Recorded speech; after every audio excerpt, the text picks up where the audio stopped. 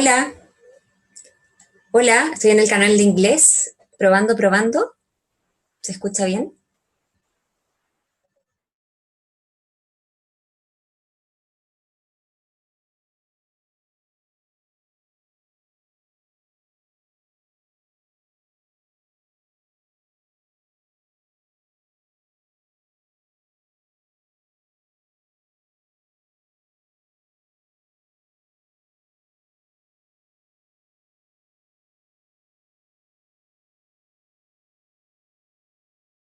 Aquí Paulo, ahora en Canal Inglés. No sé si me escuchan.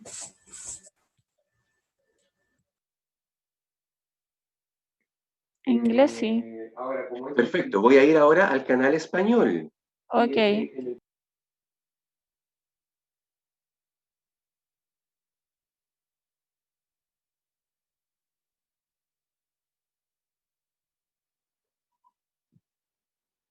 Sí, pregunta.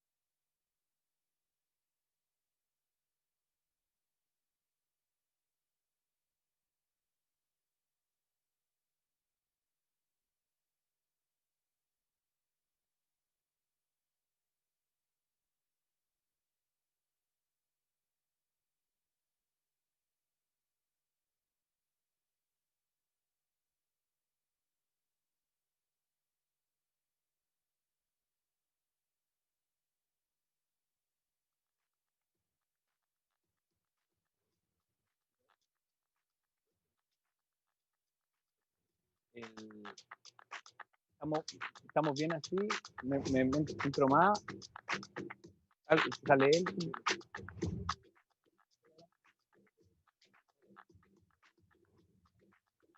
¿Sí? ¿Llega? ¿Sí? Perfecto.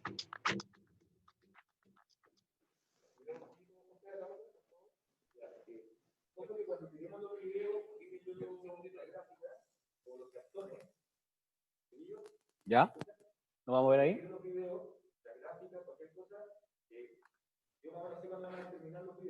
¿Ya?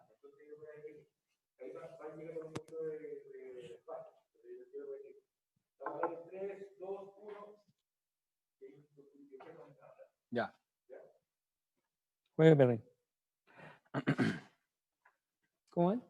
Bien. Bien, ya. Entregado. Sí. Es que hubieron cambios, weón, de último minuto, después te los cuento. Ya. Pero hemos estado ahí con la wea. La reunión está todo en llama. Qué bueno, weón. Ahí damos un par de denuncias respecto de eso.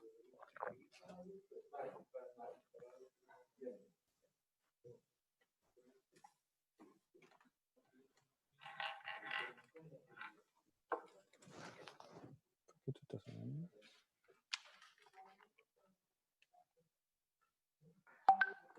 Macho.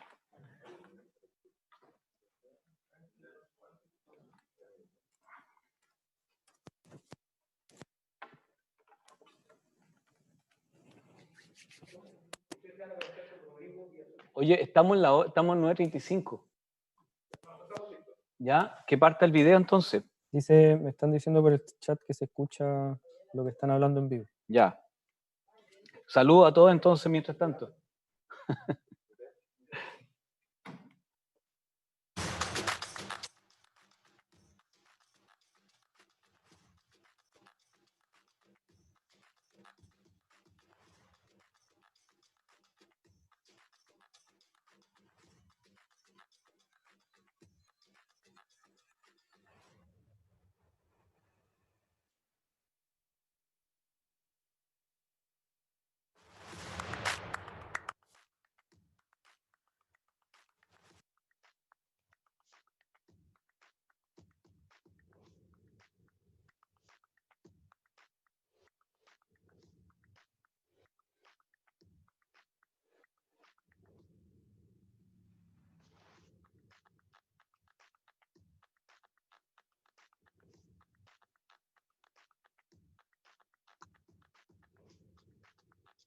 Aló, Héctor, no sé si estás por ahí o la persona que está encargada de la asignación de los intérpretes.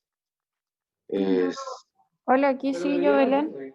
Hola, mira, en la lista de participantes está Quirós Valencia JM y Sandra Frigoli.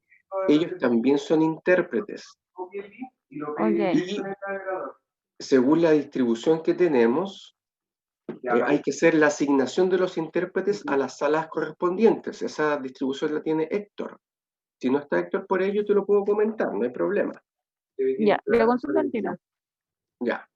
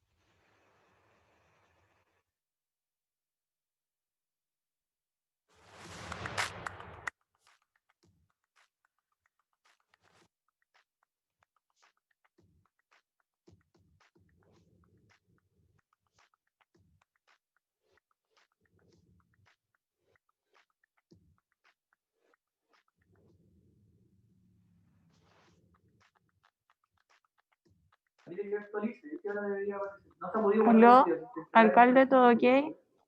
No se ha podido guardar el video, intentará, pero hay video, no se ha podido actualizar tu contraseña. No sé qué onda.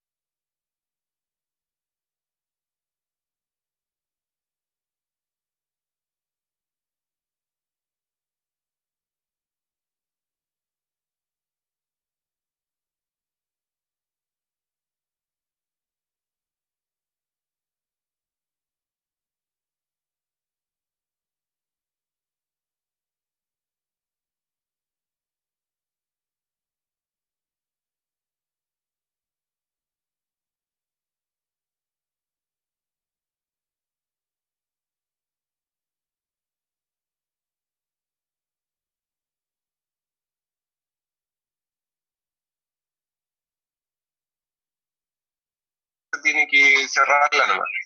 Y dejar abierta el otro link que yo te envié. Ok, lo hago de inmediato.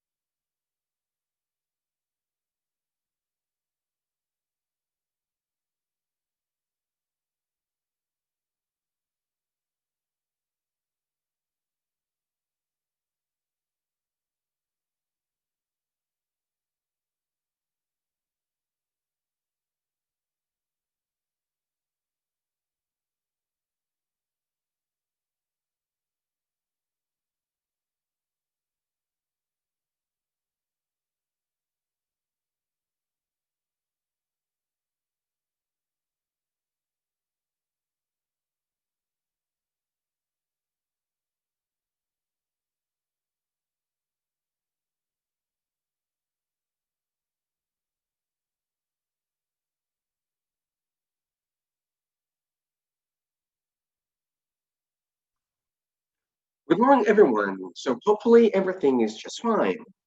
But, well, we are live here.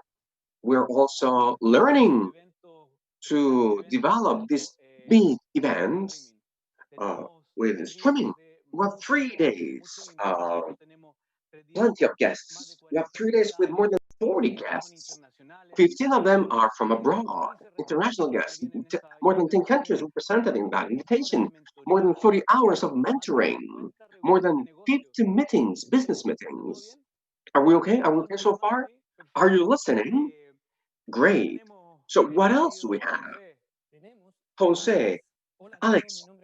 Hello, everyone. I am Jose Vergeisen, and we're from Teatro El Lago in Frutillar. We're really happy to share with you, to share this streaming with you all, which is ETC Los Lagos. We have a marvelous agenda within. In parallel, we're having the cluster of the music of UNESCO. So we're trying to do something which is not so simple, but we're trying to connect both things in order to bring opportunities of exchange, cooperation amongst the cities and the Los Lagos region. And of course, the creative circuit, national creative circuit. And within that scene, we're going to have some showcases, that is to say, shows, several artists of the region. We're going to have plenty of mini documentaries, beautiful ones. We have shared some of them already. We have 14 months of work. That is a lot of content. More than 45 companies of the region in our webpage, etcloslagos.cl. That is our showroom. And we're doing this with a huge work, but we're doing it with so much love. More than 20 people working here. We have teams from El Lago Theater. We'd like to thank them all. We also have Dictasur, Ditexur. We have Wiki, Kiwi Media, Clover, Plades, Planeas, and we're plenty of people here at Teatro El Lago with all of the protocols. We got our COVID examination already. So you're most welcome to this 3 days.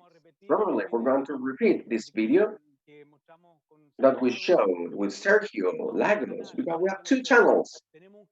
We have one channel in Spanish and another channel in English, which is with simultaneous interpretation. So please, when you enter into it, enter into the ETC webpage.cl, and in that webpage, you're going to be able to see where to click on, to what channel. You can select the channel, so don't get lost. And we also have authorities that make this activity possible. So I'd like to invite you all to the first Zoom room where our authorities are going to be. And Jose is going to be there with them all.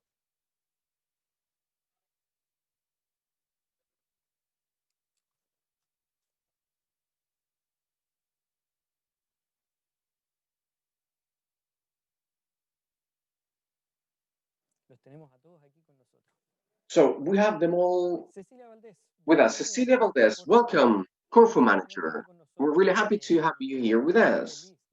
And we're really happy that you can accompany us. From Corfu, what does this activity mean? Hello, Jose and Alex. I'd like to greet the mayor.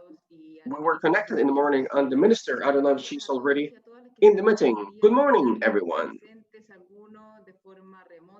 Some of you are there in person, and some others are in a remote fashion. This is an important event. First encounter of creative territory entrepreneurship, ETC Los Lagos 2020. For us as Corfu, the creative industry, it is a priority. This development of a different economy based in talent, because we're convinced that this could create a value to be agents of change in this territory. As Corfu, we are here. We have been boosting this for many years, creative industries, and innovation is important. especially on how this creative industry evolves. We start with cinema, books, cinema, books. Those are the first steps. And now we have plenty of supports in video games. So during these 3 days, we'll see all of the craftsmanships, gastronomy, heritage, architecture, design. So this enriches this type of events. And ETC Los Lagos 2020 wants to boost the development of this creative industry, music, gastronomy, craftsmanship, as a support of the traditional industries, other sectors such as tourism and education. This is really important because it is not only talent or creativity, but also in order to support some other traditional industries. We can even go beyond, more than tourism and education. We can see how education, it is done remotely, in a remote fashion, and there's a lot of innovation behind. What's important? The important having policies, public policies supporting. It is fundamental in order to attract and prepare these people, because they are so talented. We need to educate them and empower them in these new industries. So that will help us to do something really important, which is to eliminate barriers of inequality. We're going to create collaborative spaces, sustainable places, inclusive places. That's what we need in a process where we are working for the reactivation of the country. We want a sustainable reactivation, and that is the creative industry. So for Corfo, it is fundamental to support this sector, and especially for Corfo, it is important to boost these new industries. The creative industry is something that it is growing in many countries, and this is proved. There are robust figures on how a creative industry supports the growth and development of countries where this is being promoted. And we're seeing with really good eyes countries such as Colombia, European countries such as England, Poland, that have boosted these industries. And the idea of this activity is going to connect us. We have around 15 international guests that can help us open our eyes to see where we're going to. So that is what's nice about these activities, and we are so happy for it, and we support them, of course. There is a high interest in the private sector to add to this. From the public sector, it is hard to support a sector if we don't have the cooperation and this alliance, public and private alliance, to get the most of it. In this way, it is easier to get the connection that we want within the creative industry, which is including traditional industries and also with talent, new ideas. And we want to get beyond. We want to create more dynamic spaces in order to close the gaps of scalability. Why would we just aim to a local market as we can go beyond our borders? Creative industries and everything based in talent, it is easier to export. So the invitation, it is to cooperate and go beyond. We need to dream and go beyond. So ideally, this gathering will allow us to escalate and internationalize the offers of Chilean companies. So this is going to be the beginning of a Latin American network of entrepreneurship of creative economies. That is what we want after these 3 days, with all the forums, workshops, and all of the activities that you have developed and prepared. And finally, I'd like to thank all of the ones behind the scenes, regional team, creative unit from Corfo, the Ministry of Culture and Arts, which has been supporting this as well. These actions and networks are created by all of these people. Otherwise, it is too difficult to cover all of the elements. And Corfo has some special programs for Llanquihue Lake as well, also promoting the basin and the place where you are. So it is a creative tourism place at an international level. So the idea of this activity, it is to make this place visible, Frutillar as a city of music, which is acknowledged by UNESCO. So we envy a little bit the ones who are there right next to the lake, but we're really happy. And we're willing this activity to be marvelous. From Corfu, we're so excited in supporting this initiative because we're convinced on their importance. It is important to promote talent and creativity in order to develop a country with all of the concepts which are much more sustainable, inclusive, so as to boost other industries as well. Thank you very much. And let's enjoy. Thank you very much, Cecilia. We're here in Frutillar, a marvelous day. We're lucky because it is a clear day, sunny day. As you well said, this program, it is for the Los Lagos region, for the creative secret of the whole country, but we did it from Frutillar. And that is not by chance. It is because Frutillar was the first city in Chile called as, or named by UNESCO as a creative city. The mayor, it is also with us, Klaus Lindemann. The floor is yours. Thank you, Jose. Good morning, everyone. Dear Ministry of Cultures, Arts, and Heritage, dear Vice President of Corfu, dear Regional Director of UNESCO, dear artists, creators, and entrepreneurs of the industries, creative industries of the region, Los Lagos region, and especially dear representatives and friends of the different creative cities of UNESCO, which are with us today. You're most welcome to Los Lagos region, and especially to Frutillar City, creative city of music. Frutillar, since the very beginning, has been close to culture and the arts.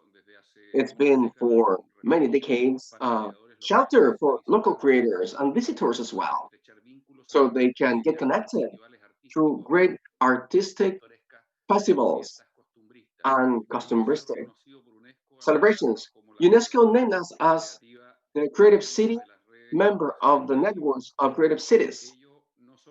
So that has been an acknowledgement and also an ambitious agenda in order to advance in the sustainable development of our city with concrete actions around dimensions as important as the training, integration, social integration, creation of jobs, among some others. So we have around culture and in creative industries, we have the opportunity of local development, and we're so proud.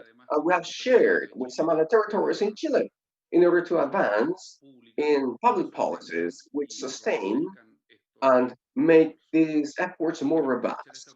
I want to take the chance to acknowledge not to the great personalities or institutions that have been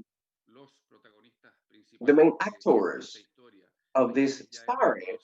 We have acknowledged them oftentimes. So now, I want to acknowledge the one carefully and silently have contributed on a daily basis to our culture, local culture, our craftsmen, our workers in the gastronomy world, our musicians, boys and girls who sing in the local groups, folk groups, poets, both men and women, creators who have been and who have arrived to this territory, rainy place, by the way.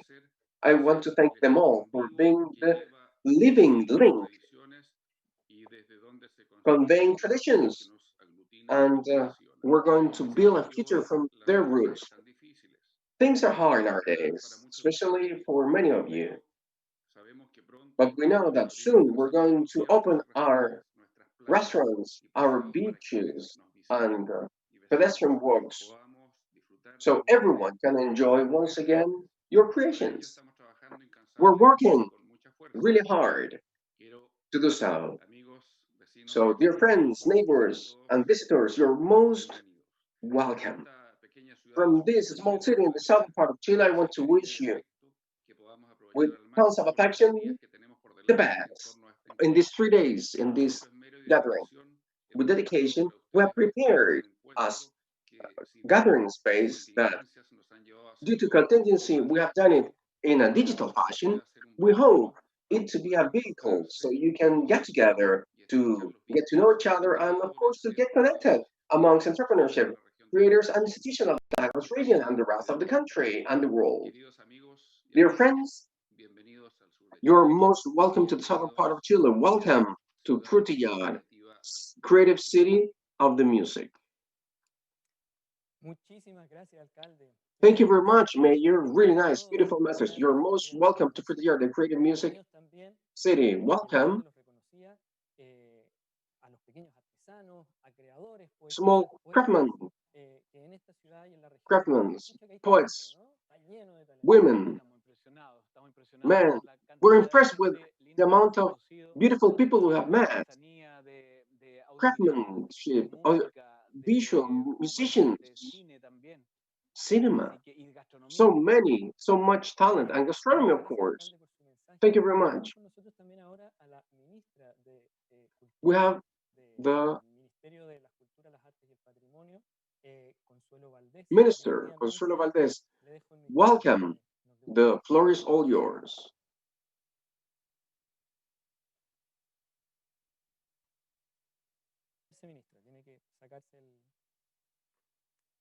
Tiene usted toda la razón. Muy buenos días. Quiero saludar al alcalde de Frutillar, a don Klaus Lindemann, a don Rodrigo Carrasco, director regional de Corfo, a las autoridades de Corfo. I want to greet everyone. Corfo authorities, Alex Paredes, Nicolás del Valle, Social Coordinator for Latin America and the Caribbean, Paulina Concha, Ceremi of Culture, Sergio Lagos. I'm really glad he's here with us. So all of the guests, authorities, artists, creators, people, entrepreneurs, institutions who are present in this wonderful gathering, in a beautiful day, as you said, we appreciate, we really love Frutillar City. When I've been there, I always treasure memories, treasure their people.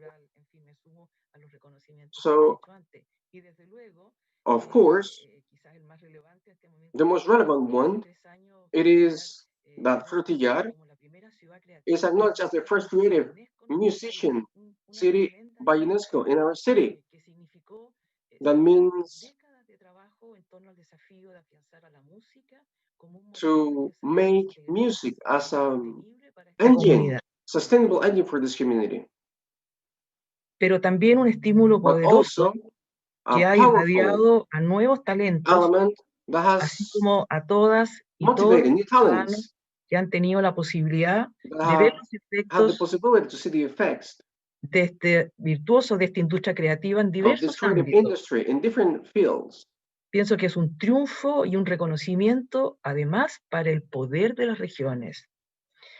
Hoy, desde la cuenca del Llanquihue, y a pesar de todas las distancias que gracias a la tecnología estamos abriendo este primer encuentro los medios, emprendimientos y territorios creativos Los Lagos, instancia que apuesta por la creación de una comunidad y de una agenda de trabajo multidisciplinaria para nutrir los emprendimientos creativos. Es una excelente ocasión para compartir experiencias, para pensar en la relación que se da entre el territorio y las industrias creativas y proyectar nuevas y múltiples oportunidades para replicar acorde con las realidades particulares, más aún considerando el complejo momento que atraviesa el sector cultural como consecuencia de la pandemia, ante el cual solo el diálogo y la colaboración entre los puede abrirnos caminos de solución.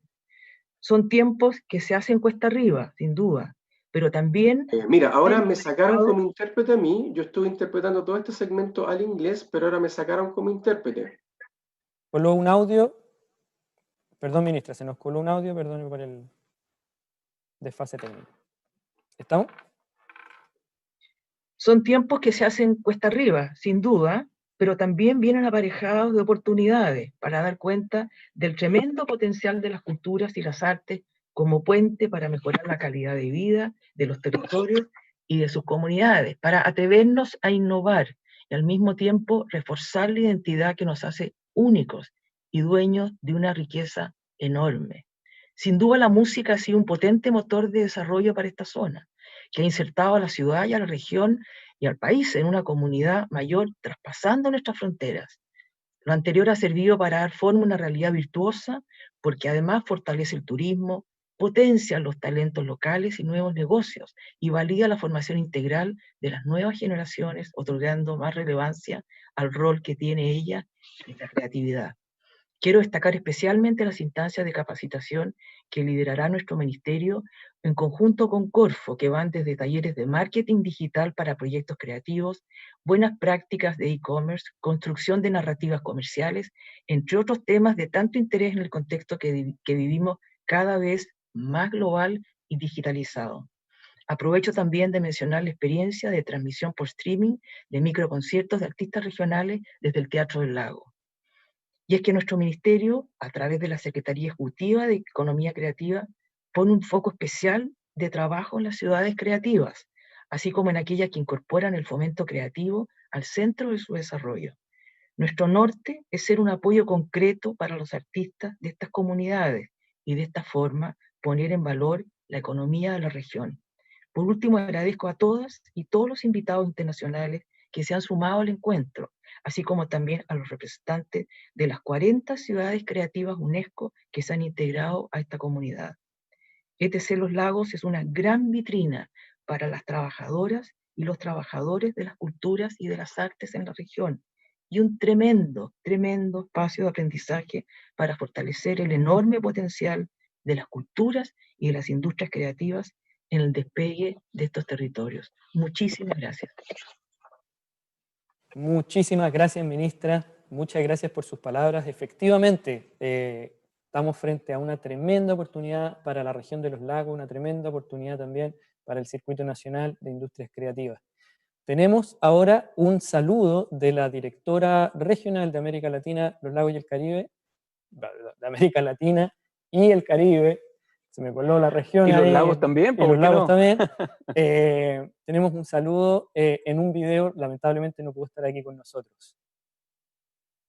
She's sending us a video greeting. She couldn't make it here today. Good morning, everyone. Well, here remotely, I have to tell you that it's a pleasure to be with you in the opening in a meeting like this, gathering the hub of the centers of the music, entrepreneurship and creative territories of the Los Lagos region. It was created in 2004 to promote the cooperation within cities, identifying creativity as a strategic factor of sustainable urban development. The 246 cities forming part of this network. In 2017, Los Lagos, Frutillar City, added to this, working together to promote cultural identities in their local plan of development and cooperate. Sustainable development is about integrated and inclusive development based on creativity, heritage, knowledge, and innovation. Nowadays, we asked about the role of the culture, arts, and heritage in the construction of a more sustainable and more resilient and more inclusive world.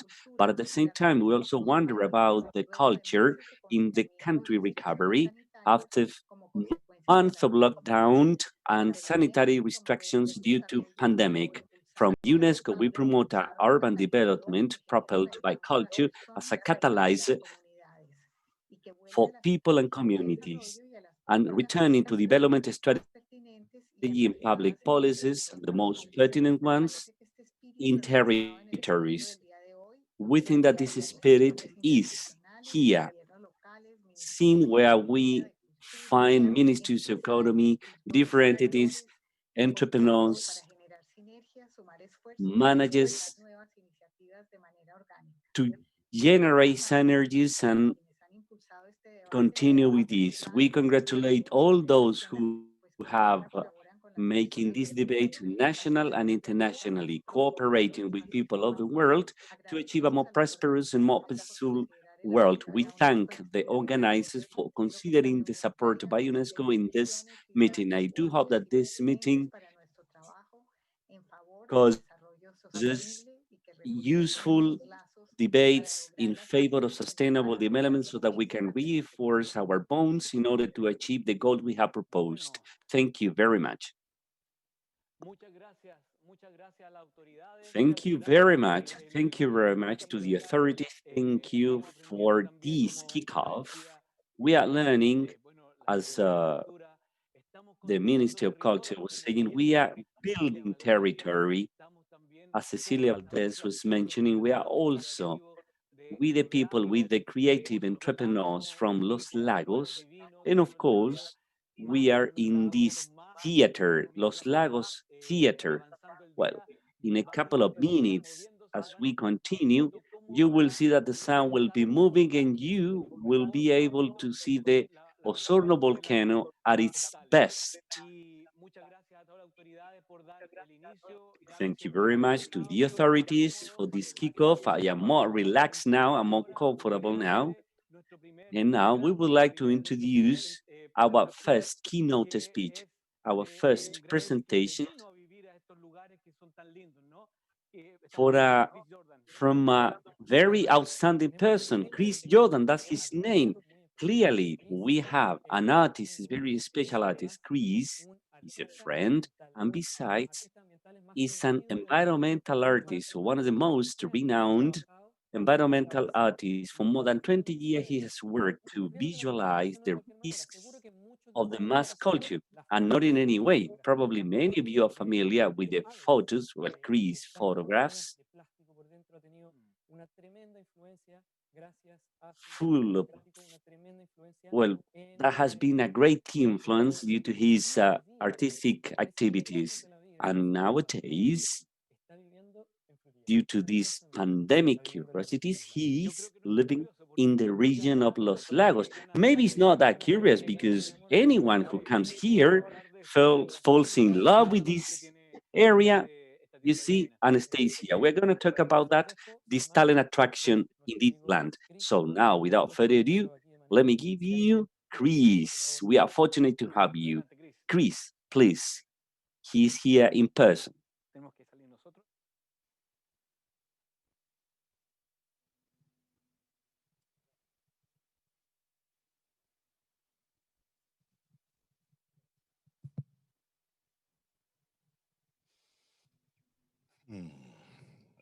Hello, all you beautiful people out there. Hola, hola, ¿cómo estás? What a deep privilege that I feel. I'm so thrilled to connect with all of you, both here on the shores of beautiful Lake Yanquihue and out there all around the world as part of the Creative Cities Network. What an incredibly important and potent moment this is. We all know human culture is moving through a portal right now. We're transforming in so many different ways, and there's never been a more important moment than now to support the arts and creativity. We all know that a small group of people can change the world. And this is not a small group of people. This is a huge global network. And I couldn't be more thrilled to connect with you all and to be part of this right now. What I want to do this morning is take a little bit of time and tell you a story about how I fell in love with the country of Chile and specifically this magnificent region where we are right now. My story in Chile began in 2017 when I was invited to speak at an international environmental conference called IMPAC in the town of La Serena, Chile. And I was asked to come there and present the work that I'd been doing for quite a few years before that on a remote island in the Pacific. I was photographing and filming albatrosses whose bodies were filled with plastic. And I came to that environmental conference in La Serena, and I'll never forget the beginning of it. It was a pretty swanky event, and there were a few heads of state arriving, and the top military people in Chile in their full uniforms, and limousines were pulling up in front of this 5-star hotel. And everybody was coming up a red carpet through these 2 glass doors. And it was a big moment. All the press were there, and it was this exciting moment. And just before the event began, a dog fell asleep against one of the glass doors. And instead of shooing the dog out of the way, nobody woke up the dog for the entire afternoon. The dog slept there, and they just opened up the other door, and the entire conference all moved through that door, and there was a long line for a while. And I remember seeing that and just thinking, wow, that's pretty special. There's something about the people of Chile that's, I've never seen such a thing before.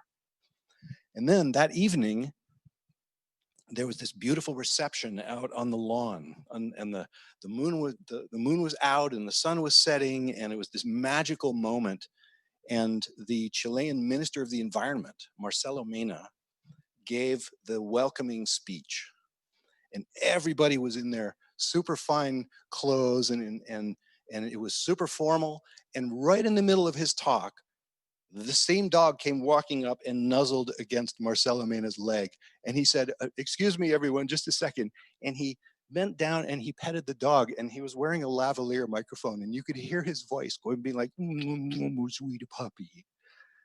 And that just broke my heart open. I'm like, wow, okay, there's something different happening in this country. There's a particular kind of energetic love that I haven't seen anywhere else.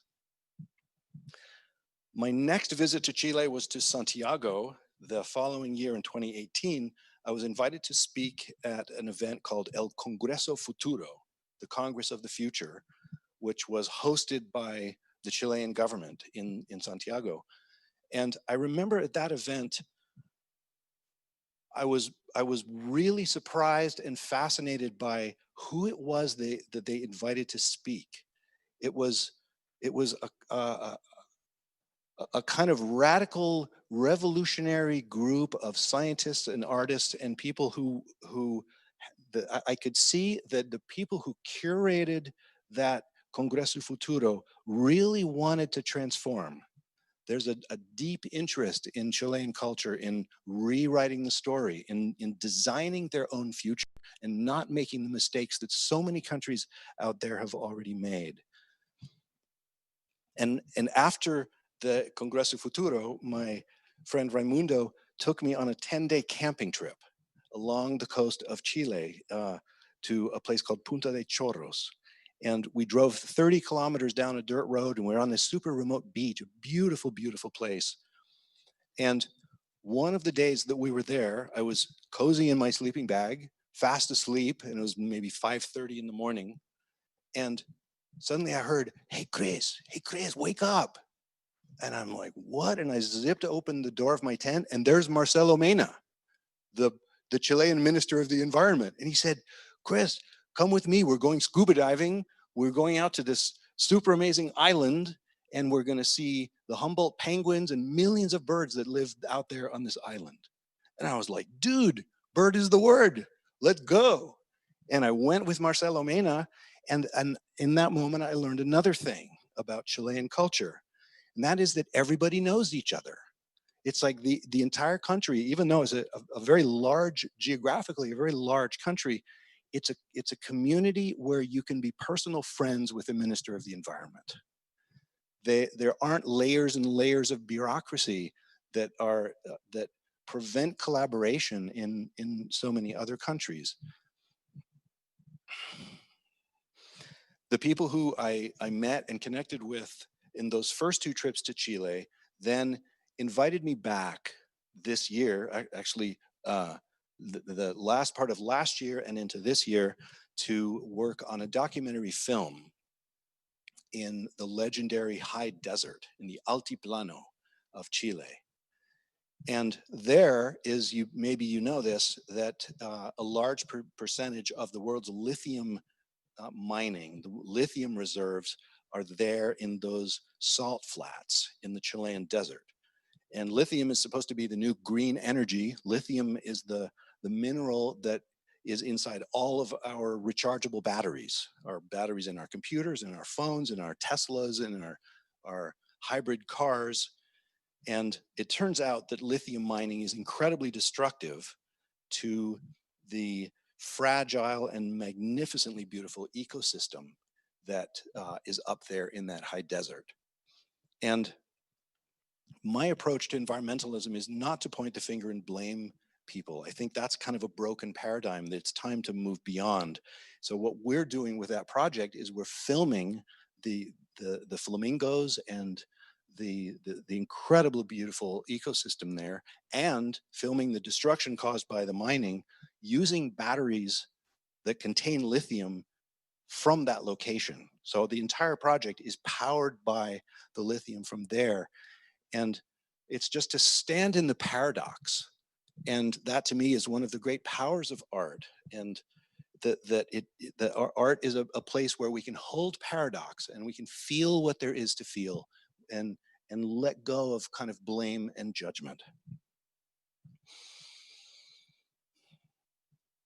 We spent 3 months up in the Altiplano, and it was a transformative experience for me, being under the night skies out there. The stars are so dazzling. You can literally see our galaxy. And it was this astonishing experience of just the pristine and magical power of the volcanic landscape out there. And we were at 4,500 meters for almost 3 months. And I got really tired. I was exhausted. I lost a lot of weight. And so we came down to Santiago to recuperate and plan our next trip. And that's when the pandemic began in February of this year. And the pandemic started to move into Chile, and the panic was beginning. And I didn't have a plan. I didn't know what to do.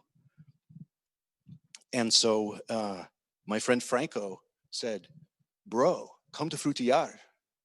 And I said, "What's Frutillar?" And he said, "Trust me, it's super beautiful." And I was like, "Okay, let's go." And we drove the 11 hours south from Santiago and arrived in this incredibly magical and beautiful place. And my first reaction to it was the geographic gorgeousness of it. And I spent tons of time photographing the mountains and the lake. And it wasn't until I'd been here for a month or two that I started to meet the people who live here and to sense the tremendous artistic community, the creative community that is just on fire here in Frutillar. There are NGOs that are supporting creativity. There are an amazing bunch of artists. I've met some indigenous rappers. So there are some fantastic opera singers, classical musicians, folk musicians who are collaborating with classical musicians. There are dancers here, young dancers who are teaching themselves to dance without a teacher, an amazing dance troupe. And there's this community of people, NGOs and the director of the symphony, a whole community of people here who want to collaborate and support the arts. And it's a magnificent, it's a kind of perfect storm that's happening here on the shores of Lake Llanquihue. And it's such an important moment because artists are at risk right now. They're, especially musicians, but artists of all kinds, are at risk for losing their audience during this pandemic. The theater I'm in right now is completely closed otherwise. There's no performances going on here. The bars where guitarists and singers would perform are closed. The restaurants are closed. And artists everywhere, not only here, but everywhere in the world, are at risk for losing their ability to make a living doing what they love and offering the sacred message that they offer us. And right now is this transformative moment when a whole community of people here in Frutillar are combining and collaborating to create a stage to begin to lift up the arts and transform the way that artists can reach their audience. I'm incredibly excited to be a part of it and a part of the network that you guys are all connected with. This is a moment where it's so important for all of us to join in keeping art as a major priority in human culture. Art reminds us of who we are on the deepest level. Artists are the shamans of our time. And to be connected with a network of so many of you there, supporting the arts at this transformative moment, I couldn't be more thrilled and I couldn't be more filled with hope. Thank you and cheers.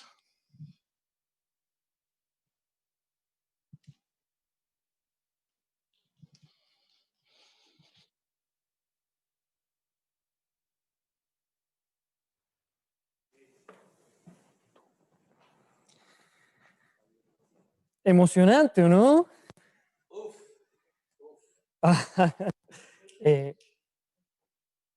No todavía.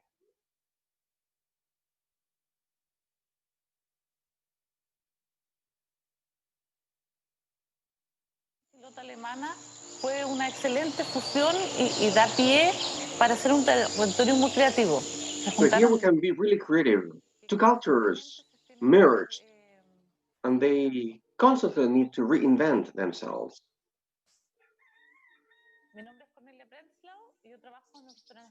So I work here with birds, which is part of a family project in this territory in Puerto Octay, in our field. We grow our vegetables, and what we learn from our grandparents, it is what we usually apply.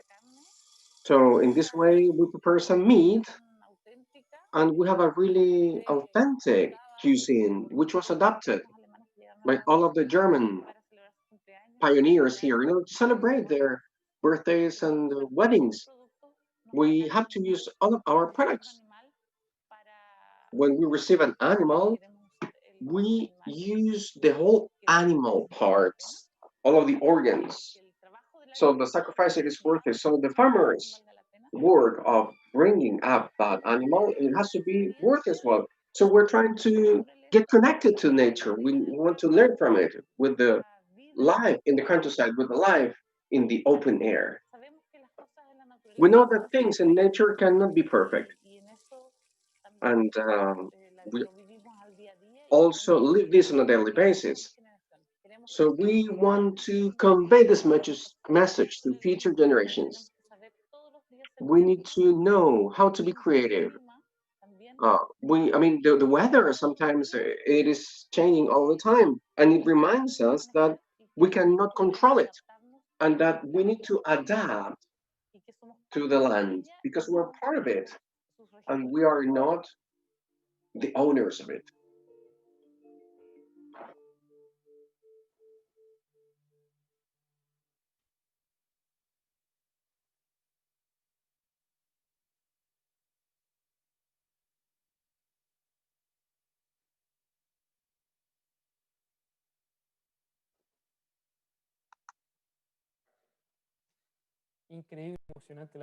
Amazing words were here in the set. We're so moved.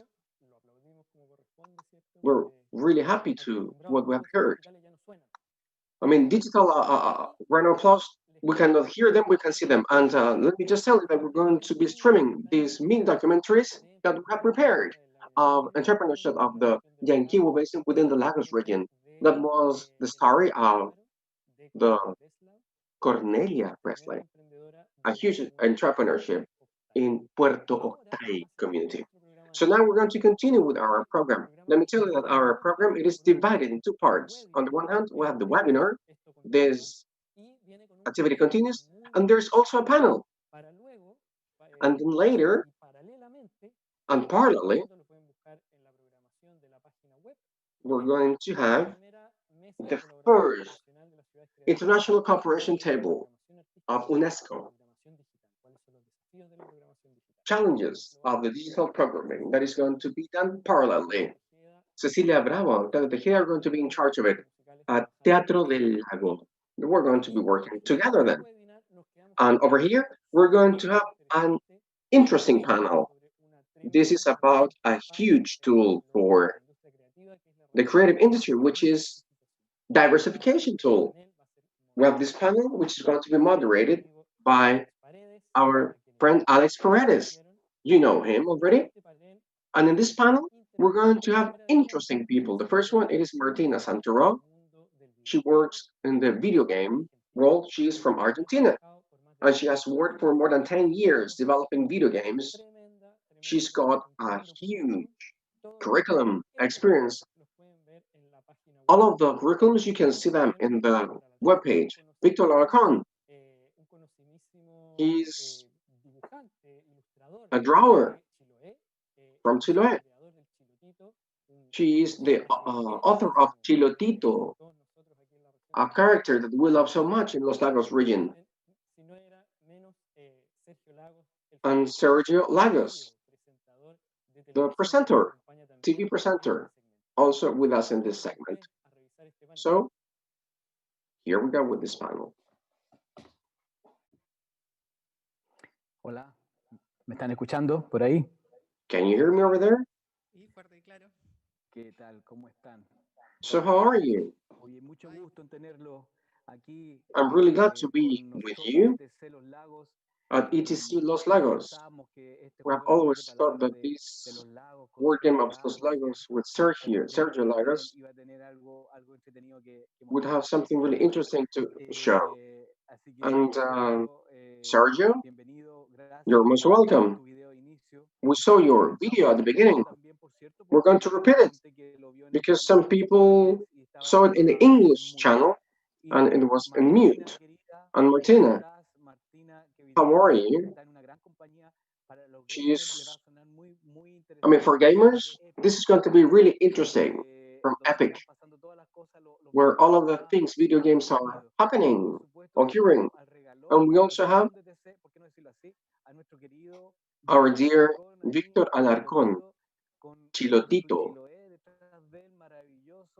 with Chiloé as a background, a great illustrator,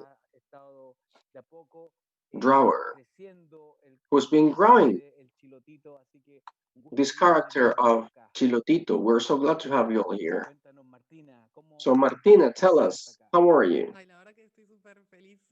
I'm really happy of being part of this broadcasting.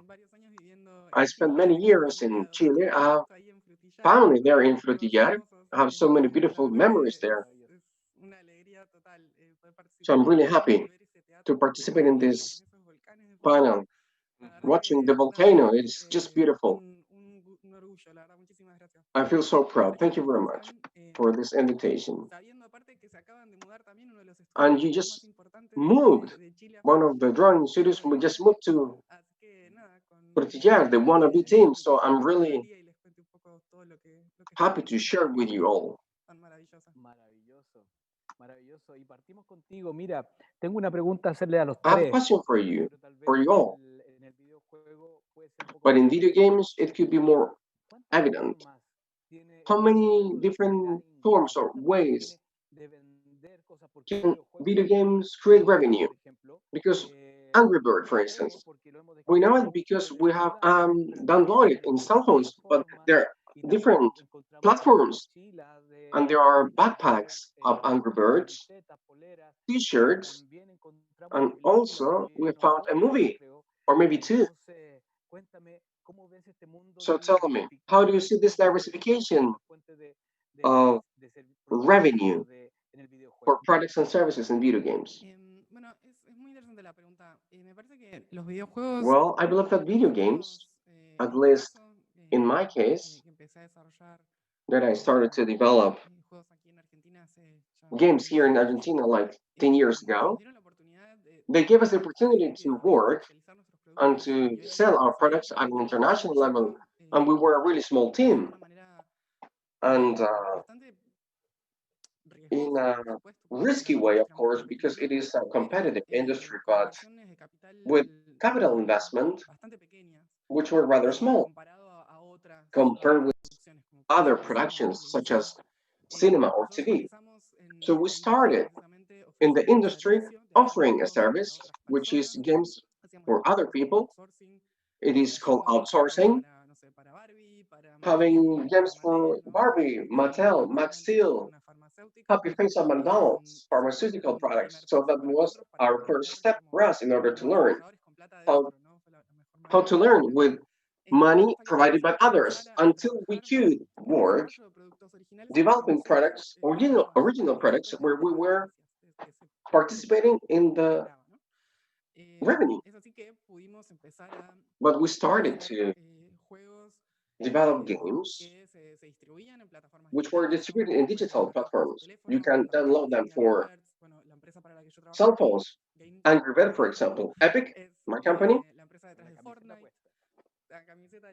And my t-shirt is on. I have it on, right? So that is the Fortnite. It is behind Fortnite game that can be downloaded in all the different platforms. And you can play it in a mobile, in a console, a computer. So it is an experience that can be enjoyed in different ways. And in the case of Fortnite, you can download the game for free, and then maybe you can do some purchases inside the game. And there are other games where you can purchase just, the game all at once, and you download everything, right? In the case of the industry games, there is this conversion, different ways of making the conversion of sales. There are people that can sell contents in chapters. I don't know how Game of Thrones, Walking Dead, it is sold in that fashion, where you see chapters, and you play chapters as they were launched, or you could buy them as a package. Also, in our case, Epic company, we develop games and its location, but also we offer the engine, the tool, the software where this tool is developed.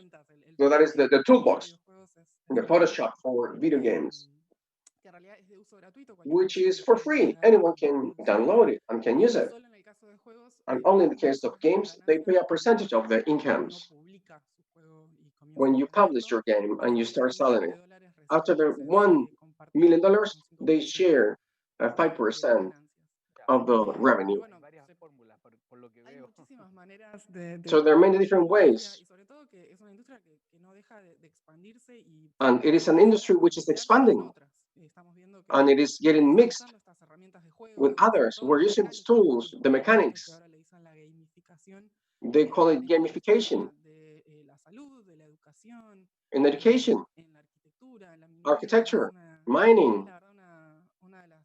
So it is one of industries that is adapting in a really good fashion. In these times, we're still working during this pandemic, but we are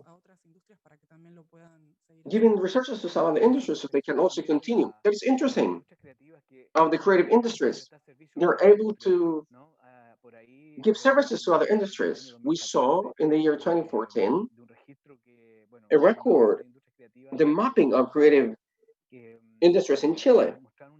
And there they showed an interesting part that all of the industries, construction, healthcare, mining, all of them somehow, they consume products and creative, services. So Victor Alarcón, where are you right now? So how are you, Victor? What are you up today? How are you doing in Castro City? Well, here I am. It is a beautiful day. So I got connected here in my garden, my backyard. So that is not a picture. That is something real. Yes, it is my backyard. Marvelous. Just to share it with everyone so we can get connected. Because we've been getting connected in small rooms, but now I can be here in my back garden. So you're making a living, not from your backyard, but also how can you serve your customers and clients? Well, this has been a huge change during this year. Diversification then? it is put to the test in years like this one. Because in my case, I used to have like a system of income, revenue, and I had it all well designed. How to distribute things in stores, comics, illustrations, or we used to go to some activities,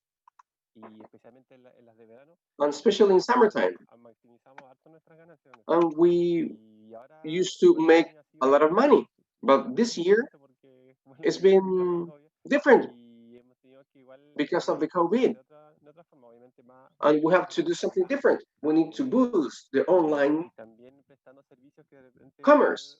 And we're offering services that we were not offering before. I am a designer. So now I am doing some work on that field as well. And Chilotito, the character, I mean, a lot of people contacted me because they wanted this drawing or the comics for a local campaign. And that has returned to me because people got in touch with me in order to use the Chilotito image in a social activity or healthcare slogans. So now, I mean, we have recovered that path. That is nice. The other day, you also talked about your learnings, your grandfather, your father. Because in summertime, everything was really good, so you had to save for the winter. And that meant that in pandemic times, it also helps you to be better organized. That is right. Since I was a child, especially in tourism here, and imagine that in all of the touristic regions, it happens that there is a boom in one season of the year, and the rest of the year, it is not so high. The income is lower. But you need to balance your income with the good months. So there's the formula. That formula is still up. And this year it's been put to the test because the pandemic started right after the summer. We had some folk fairs in February, and more people is getting here to Chiloé year after year in summertime. So it would have been so much different if the pandemic would have started in December last year. So we could at least have some income during the summertime. And the touristic businesses were kind of prepared, getting ready for the pandemic. So this year, it is going to be different, of course. There are positive news about the COVID and vaccination, but still, clearly, this summer, it is not.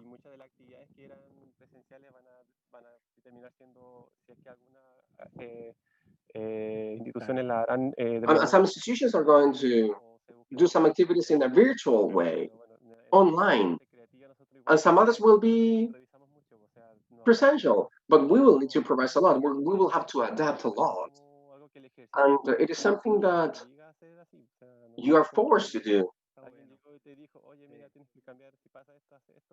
It is not something you learn beforehand. You have to improvise. You need to improve as you are on the way.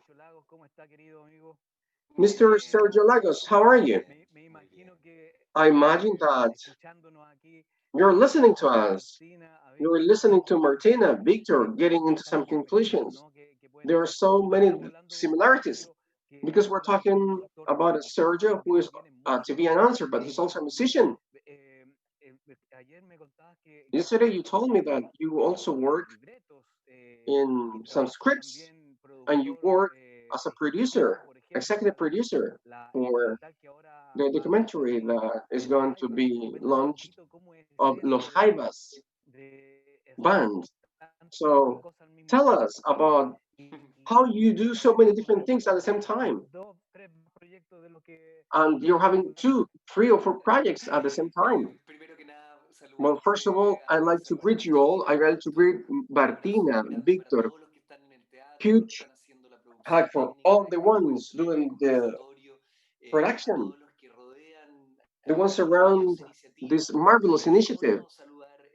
I want to greet the Frutillar community. I was there on the 19th of October. I was there in an event that was the last I had, with a really nice scenario, Chile Jazz activity. So I send you a huge hug to all of you. I'm listening to Victor and Martina, and I think in this idea of what happens with the creative people. Yesterday, Alex told me about his book, and I was so shocked, so surprised with the knowledge, with the methodology that's behind the creative people. It is like this David Byrne book that talks about how he observes and interprets its musical production, how music works.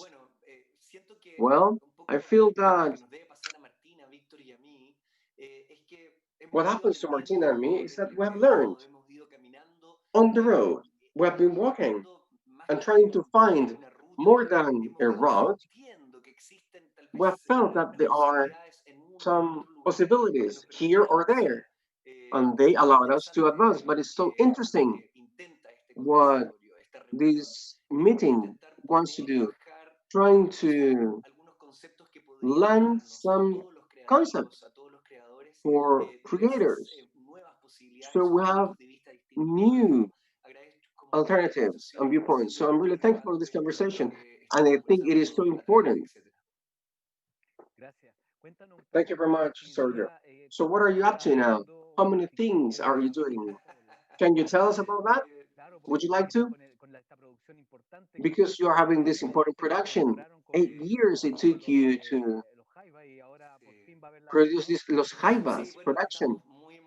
Yes, we're so thrilled, excited, because it is going to be launched in a TV channel, and it will allow this document to be seen everywhere where there is an antenna to watch TV. So that it is something that we are willing to see, because it is a gift.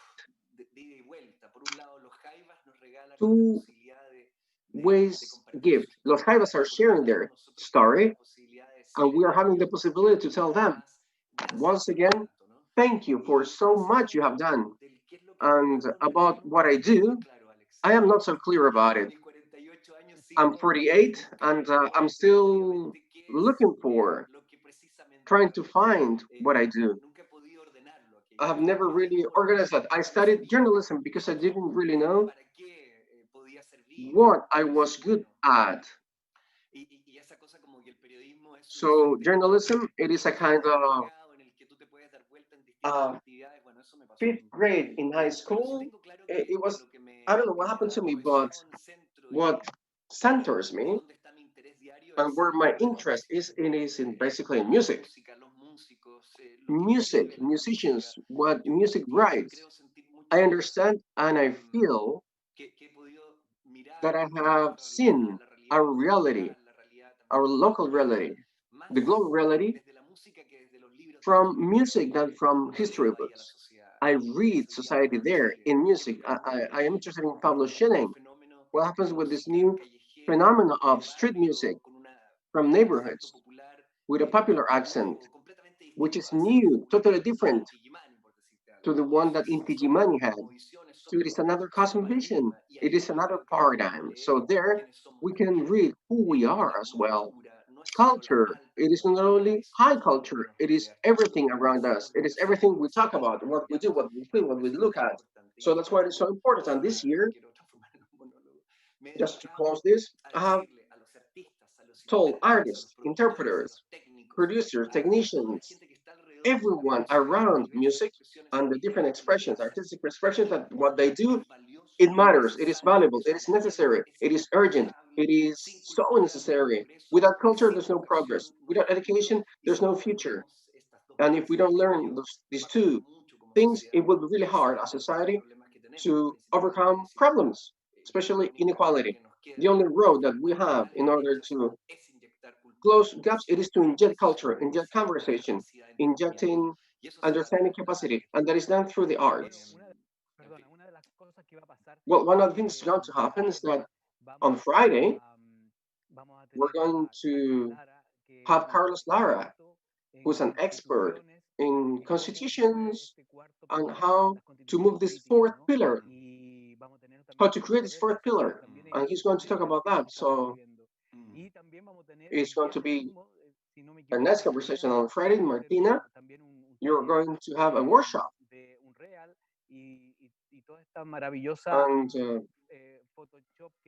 And Photoshop workshop of the different scenarios, for instance. So thank you very much.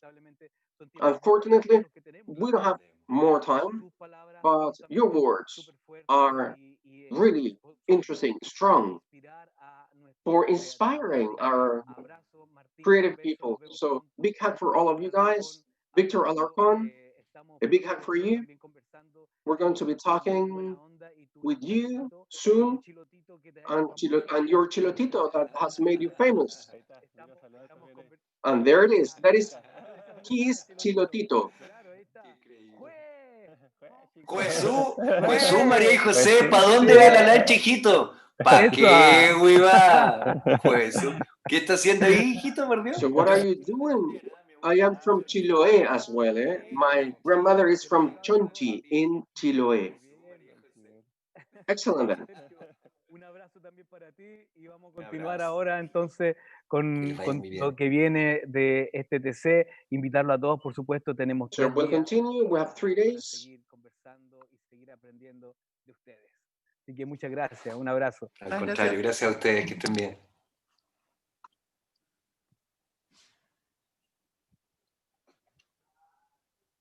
¿Qué viene ahora? Estamos en vivo. Queridos amigos, increíble conversación en el panel. Dear friends, there has been an incredible conversation in the panel led by Alex. Happy to have you here, Alex. So experienced people like you, well, it's nice to have you here. But let me tell you that I am the fortunate to be here in ECT. Obviously, I mean, around with friends and have them here. And what's interesting about it is that this land attracts you. Those who are watching us from other countries need to see what the Los Lagos region is like. It's like a republic. I don't want to go into political problems, but this is like a republic. Chiloé Island, you can see Palena there and Tupirema, other places. If you know the concept of paradise, you need to be there. And this, you need, well, later we will show you how the Osorno volcano start to be seen at the end of this beautiful lake. And that does people inspire. I was hearing Mr. Rashley saying something nice, that the volcano itself, it's a source of constant creativity because the magma you find there creates and recreates the territory all the time, at all times. So many creative artists are coming here, just like Chris Jordan are coming here to live. Exactly. We are happy to share with you one more chapter, one more episode of this mini documentary, which is the story of a rock station, Estación Rock. It's an entrepreneurship, a wonderful entrepreneurship in the city of Puerto Varas. And we'll see that story. Gabriel.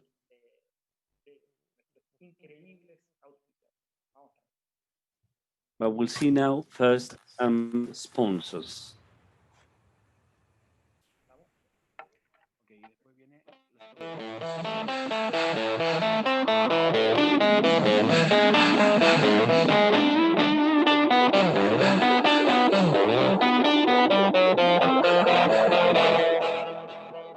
Mi nombre es Gabriel Granda, soy peruano, no parece por el acento, pero... I am Peruvian, probably my accent can tell you, I lived for 5 years in Peru, my first years of life. I'm not a musician, but I am passionate about music. And this 9-year-old boy who met traditional education in a school of music using a guitar that I wasn't able to play because I didn't know enough, and that had a mark on me.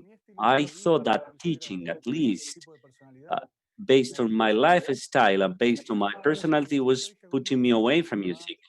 And when I was a child, I said, one day I will set up a school where the first thing will tell you is just play. Get an instrument, grab an instrument, and start playing. And I found this small house. And initially it was going to be a boutique hotel. And one day I met with my partner, a great partner in this undertaking. Then I felt the child inside me, and we started to see that the house was thought and designed for these purposes. Everything fitted, spaces, everything. Music is present at all times here. Well, when you are in lockdown, you see, we are a popular music school. And that would be the printing of the rock music, because I get the drum, and you see, the drummist has the drums there. He doesn't start playing jazz. He just rock. You see, that would be what we want, the spirit here, what we want to convey. People learning their own way. One of the main questions when one of the students arrive here, the first question is, what is what you want to play? What is your motivation? How do you feel about music? And that's the path we build along with them. It's more than a school of music. We see it as a small community associated to music.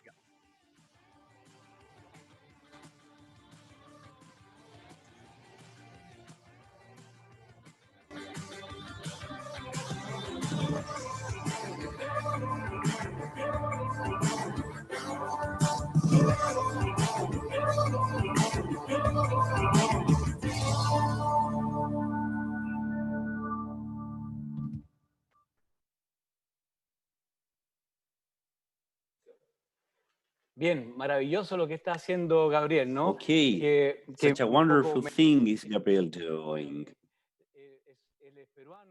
I was a little confused because he's Peruvian, but he's living in Chile, but his accent is from Argentina. So a little bit of confusion, but pretty good, very good. Thank you for doing what you're doing. And now we have our next keynote speaker, the next speaker, wonderful, a friend I have known for a long time. We've been working together in creativeness.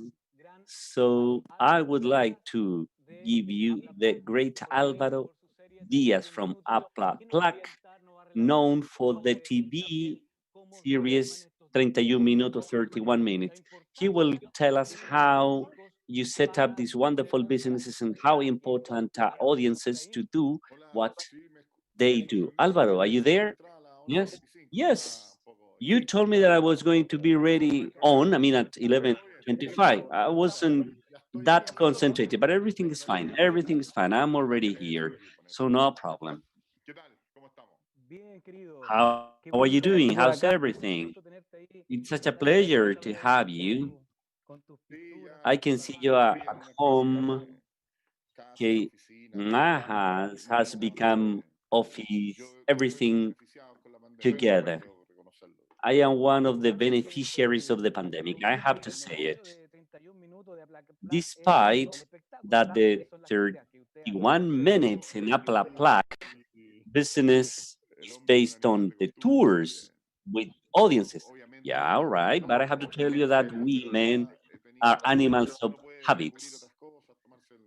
Well, we can discover different things.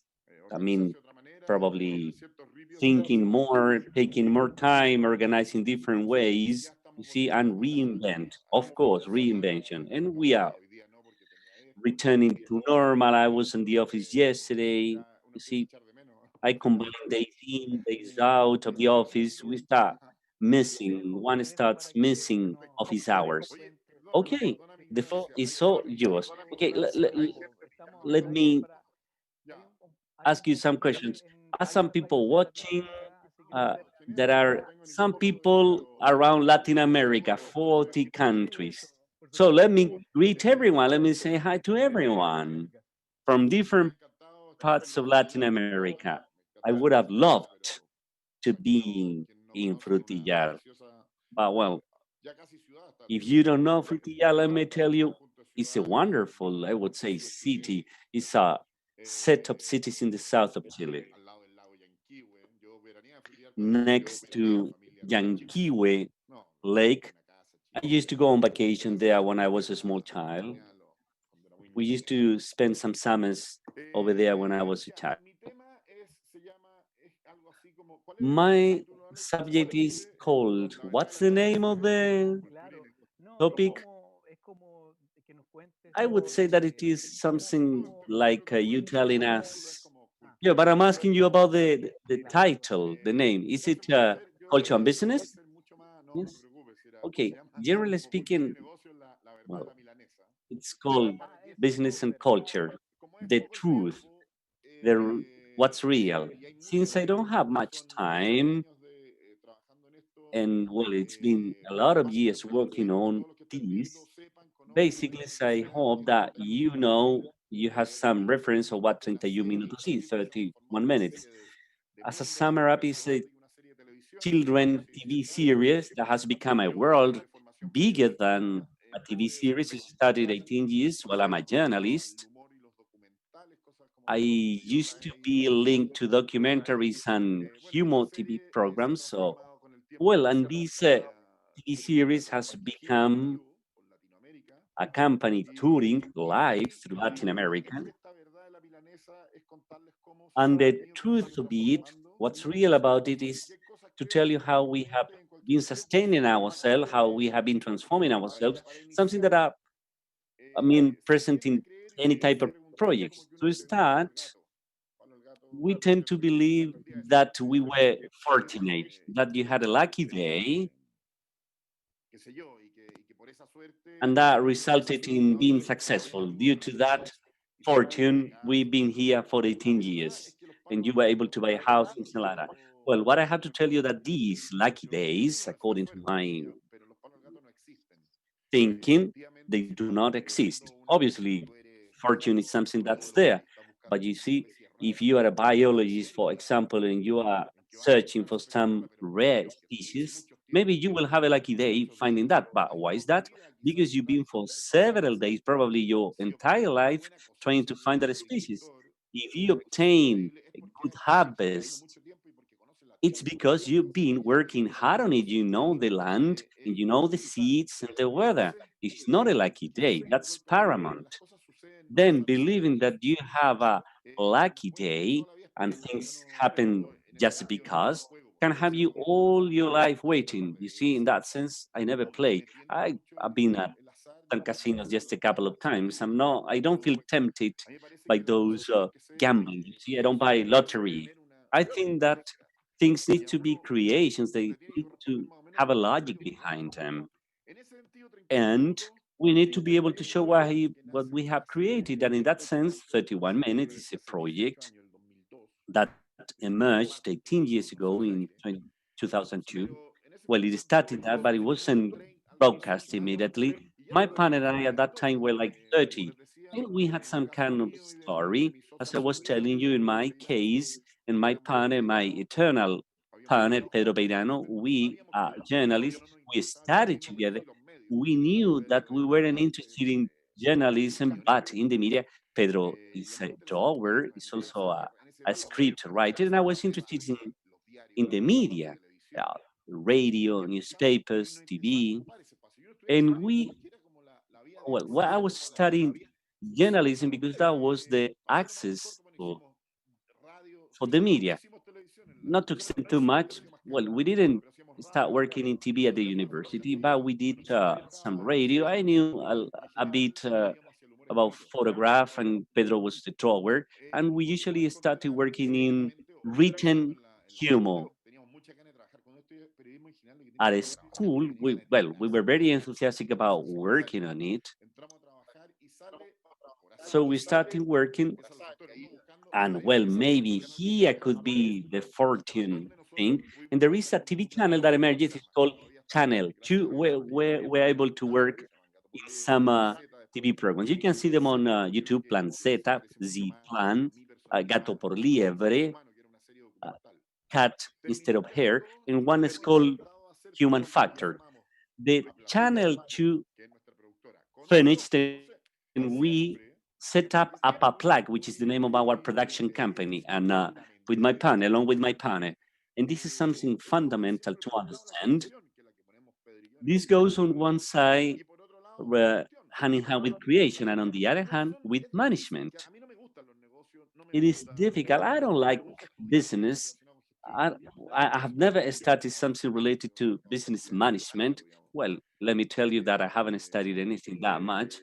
I've been learning on the way, but you need to link with someone who understands that and understand that management has to do with creativity, and it has to do always at our work. We've been searching for audience. Our great survival sense is that we are focused on audience oriented.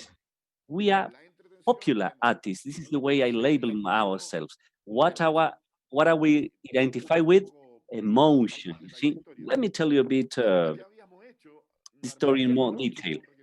Previously, well, we set up the production company because we were commissioned some sport documentaries. They ended. Then we have another partner coming, Juan Manuel Egaña. He was more into production. He leaves that. And he knew about something about the background, I mean, the contests, the funds. And we start working with a TV series, children's, is educational oriented, called, okay, look at you see.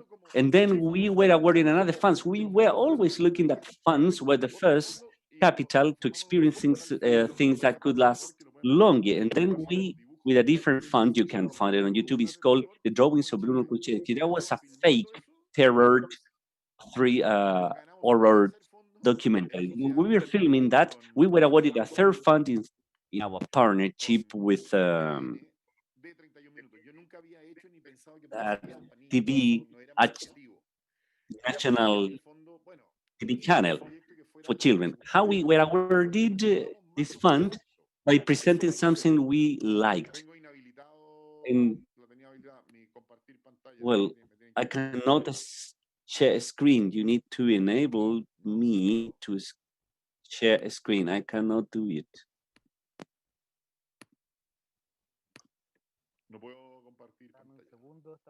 I cannot share a screen.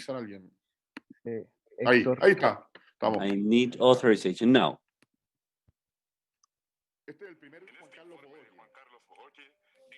Okay, this is the first one.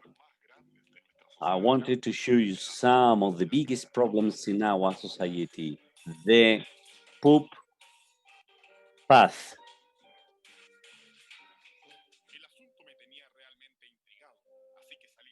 I was intrigued by this, so I started investigating. I would like the camera to show how dirty it is here. Well, the smell is awful.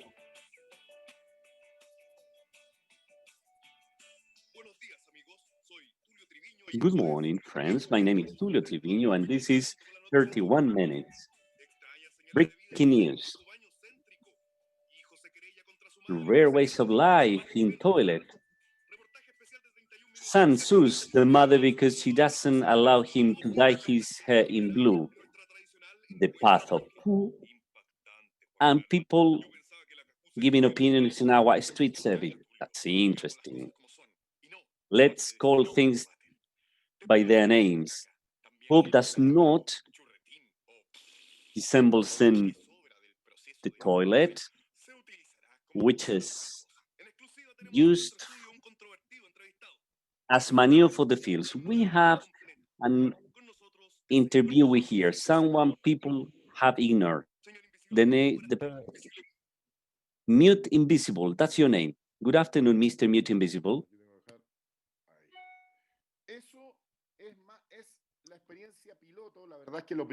That would be the piloting experience. The first is the pilot we presented. We submitted with any other type of background. That was a camera I had and some puppets Pedro had.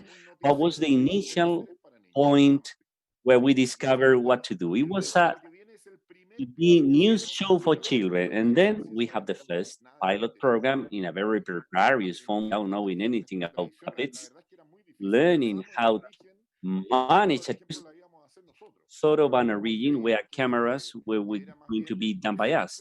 We used to believe that, well, to present my natural format today is using cell phones, technology, and the great devices, to me, are not something I feel familiarized with. To coordinate a lot of things is kind of difficult. I'm a fan of immediacy. And I have discovered that the edition programs we have, well, computers, this edition program, plus the cameras you have today, well, they used to be small cameras.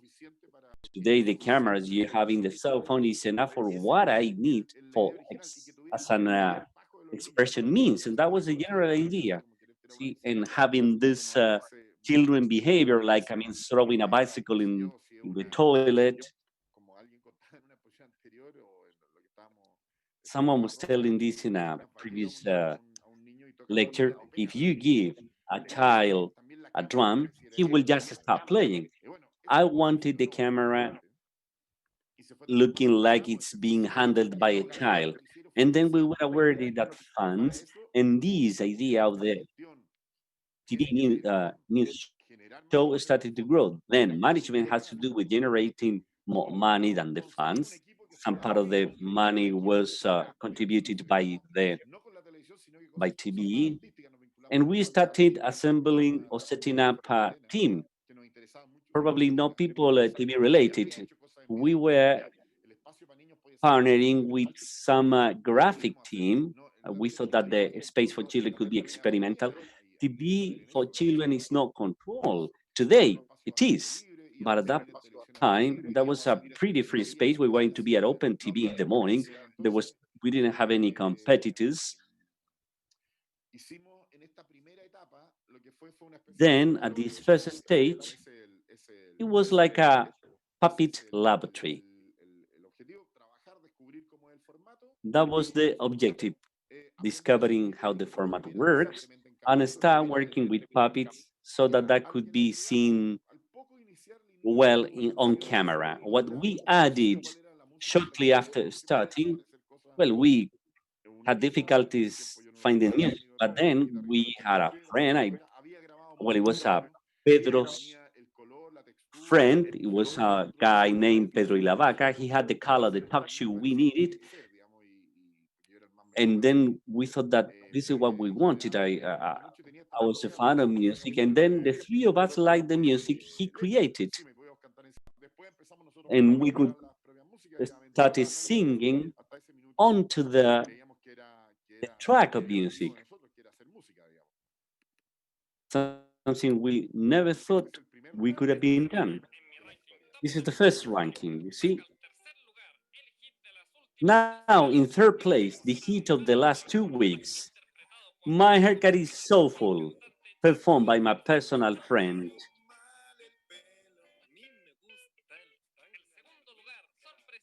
The second place, surprisingly, are the Mice Brothers. The name of the song is Tangananica Tanganana. And in first place, the hit named Lala, the idols of the girls named Lolo.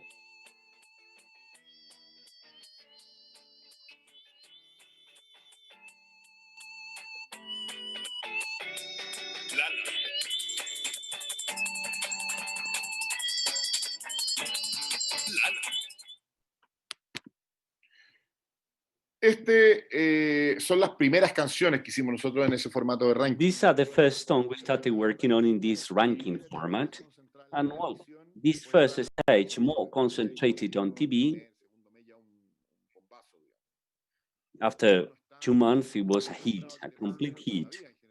We are not used to experiencing that. You see, sometimes you get congratulated, but then we realized that it was generating a lot more momentum, something related to management started to happen.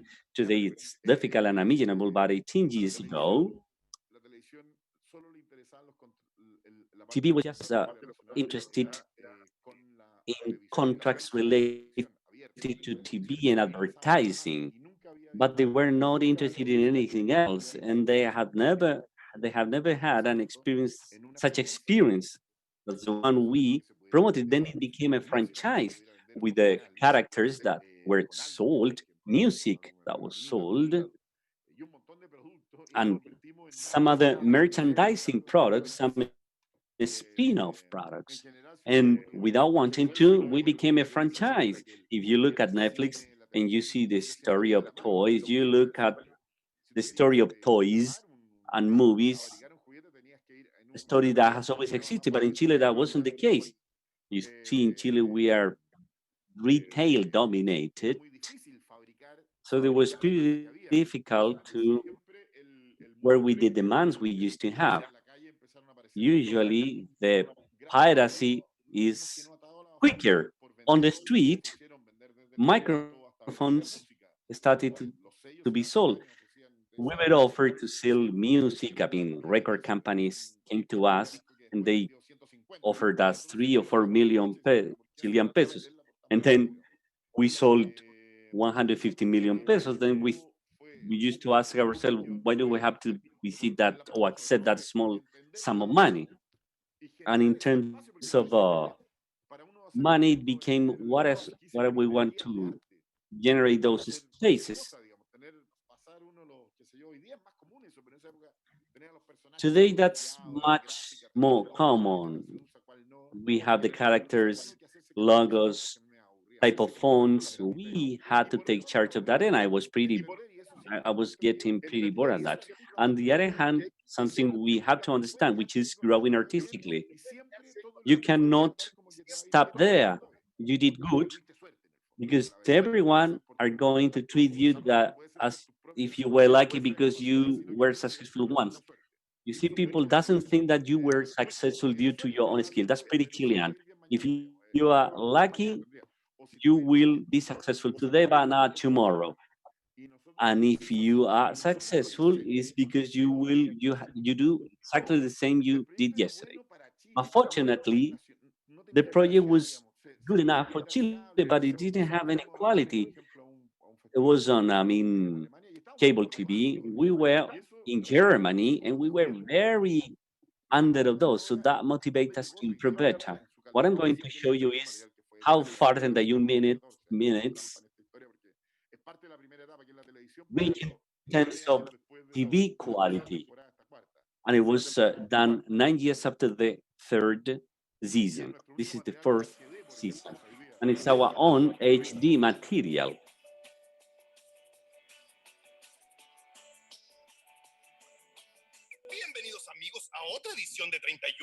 Welcome, my friends, to another edition of 31 Minutes, the most serious and prestigious TV news of international TV. We have one exclusive piece of news. What's that? Hey, it's hot, it's cold.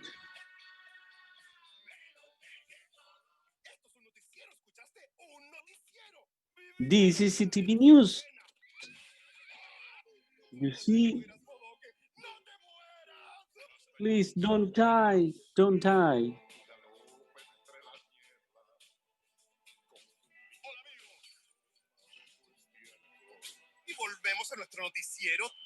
And now we are back in our 31 TV News. What's your name? I am Michael Jackson and I am alive again so that you can interview me.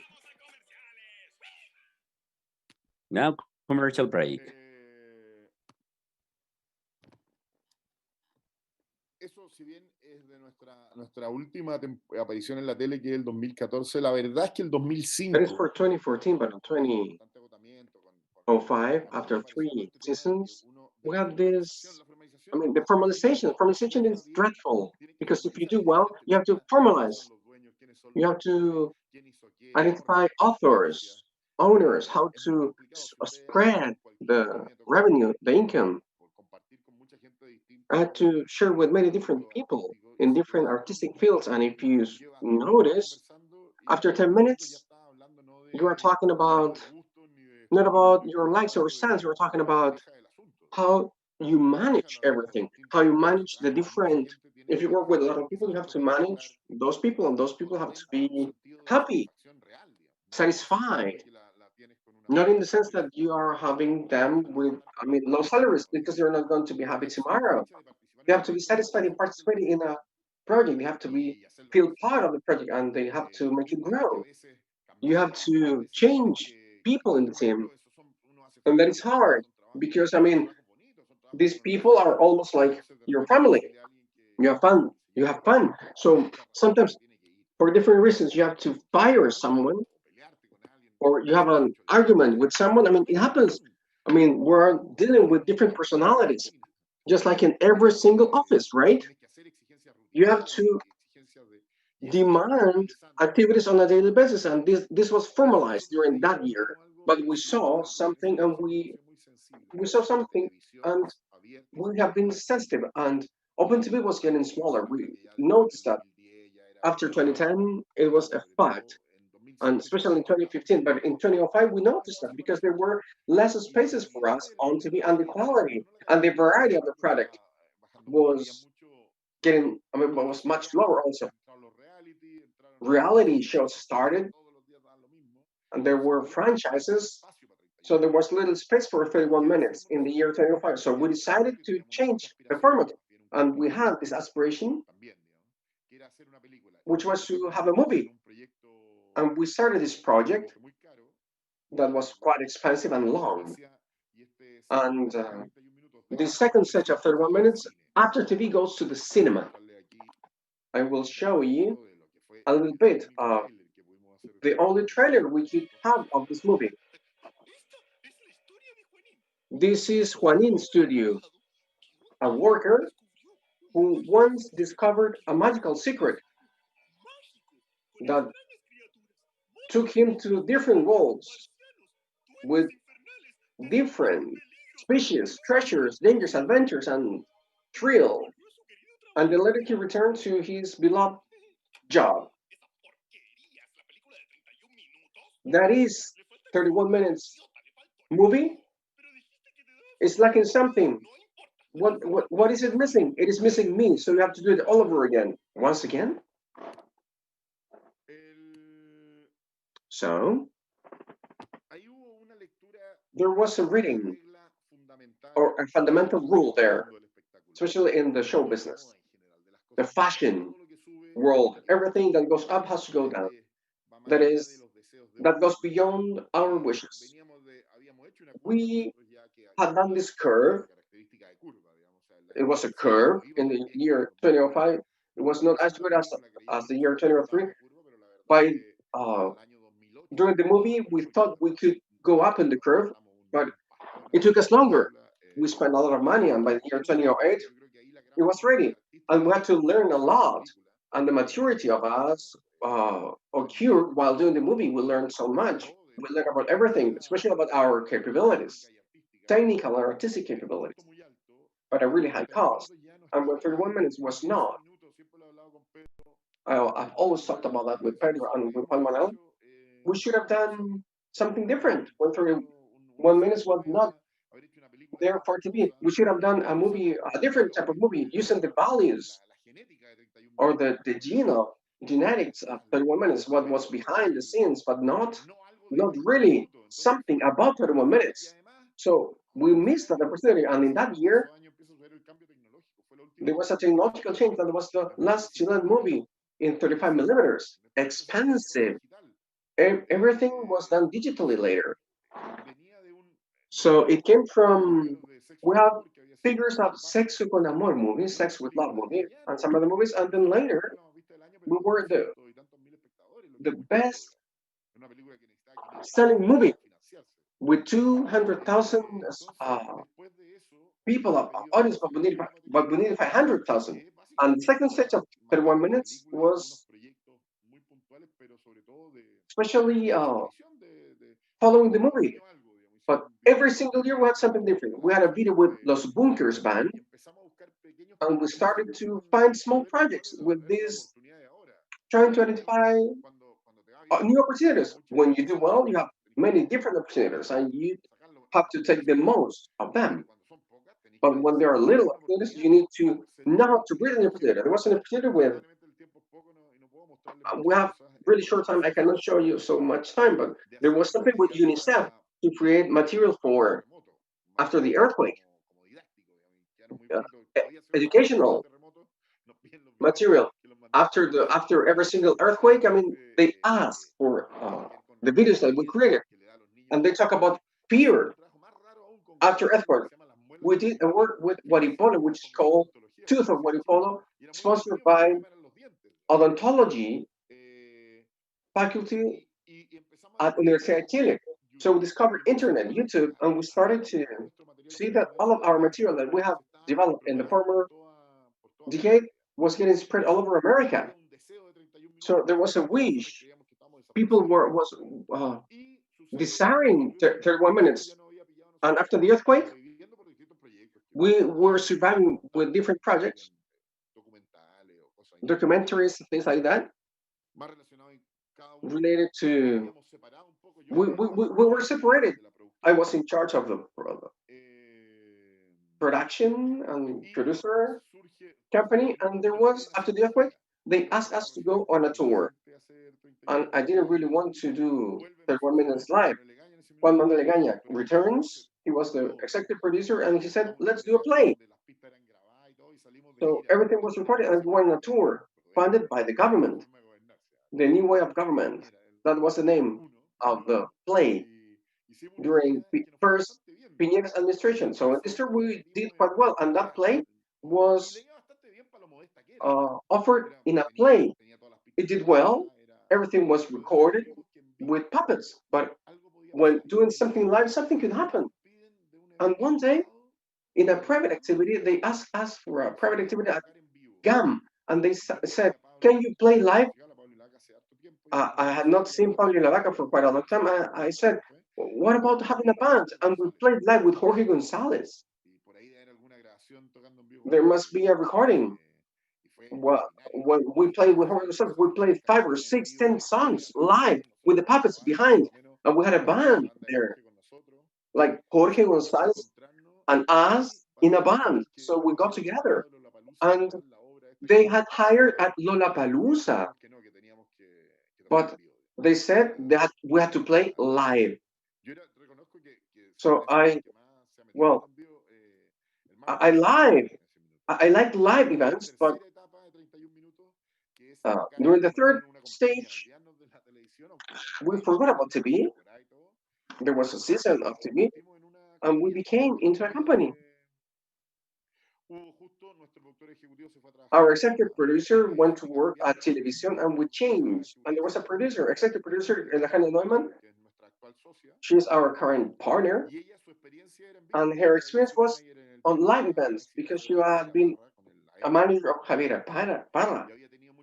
And she had tons of experience starting Jane Fonda and Fonda Clinic, which were big scenarios with pens and all that. So we changed like everything. Instead of doing things for TV, we're doing things live now. And that was in the year, it started in the year 2012. I have a sample of some of the things here.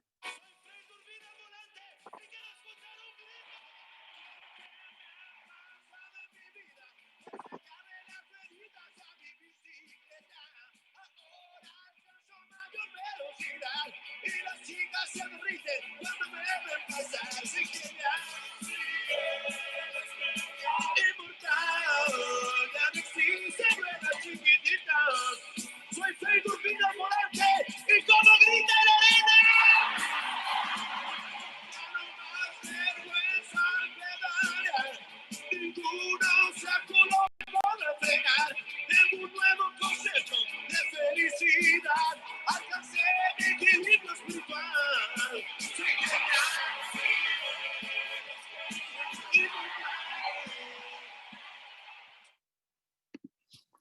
Así como la televisión fue... So, on TV, TV was bombastic in the year 2003. On 2012, it was bombastic. We played at Lollapalooza. In June, we were having Movistar Arena stadium full 4 times. It was so much fun. These were really huge events, big shows, and I was so nervous. And by the end of the year, we were in Viña del Mar Festival, and that of course created a new. I mean, all of this is always every time we win, we invest. Of course, that is our. We share, of course, the wins, but we invest immediately after having some positive revenue, and that for the first time we had some sponsors, and we were the main faces of this telephone company. We started to have tours to Mexico. We started to think as a company, so we had to have different shows every so often. Every 2 years, we had to think about tours, and we needed to renew our tour, and that was our new editorial material. We had to work more on internet. We had to create new music, because we couldn't just have old songs for fathers. We wanted to have new kids, because they're our audience, our most important audience.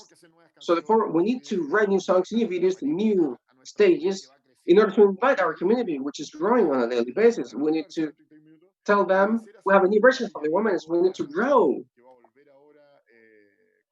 different branches. There's an invitation by Teatro a Mil. We had a version of Romeo and Juliet, and we played new songs there. You had a Latin American tour with Romeo and Juliet, yes, and we forgot about TV, and we saw everything around shows, live shows, and it's been a new life. So that is, it is not really, it is like starting from scratch, and you're creating from that. So now we're in a 4th stage, which is streaming. I'm going to show you.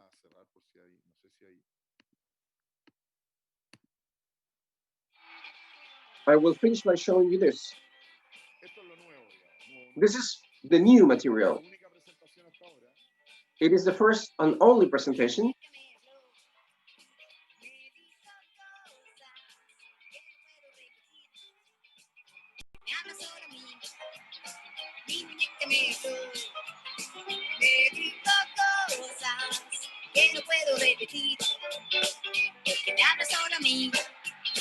Me dijo cosas muy secretas que tú no puedes oír. Me confesó algunos pecados que prefiero no decir. Me dijo algunas cosas locas que no te voy a contar. Tocamos temas muy profundos, muy difíciles de hablar. Me dijo cosas que no puedo repetir, porque me habla solo a mí. Bueno, como leen ahí, as you can see, those images belong to our only live presentation so far. I Never Saw TV, which is a show that we started preparing last year, that has this spectacular stage. José Delon, who lives in Berlin, developed it.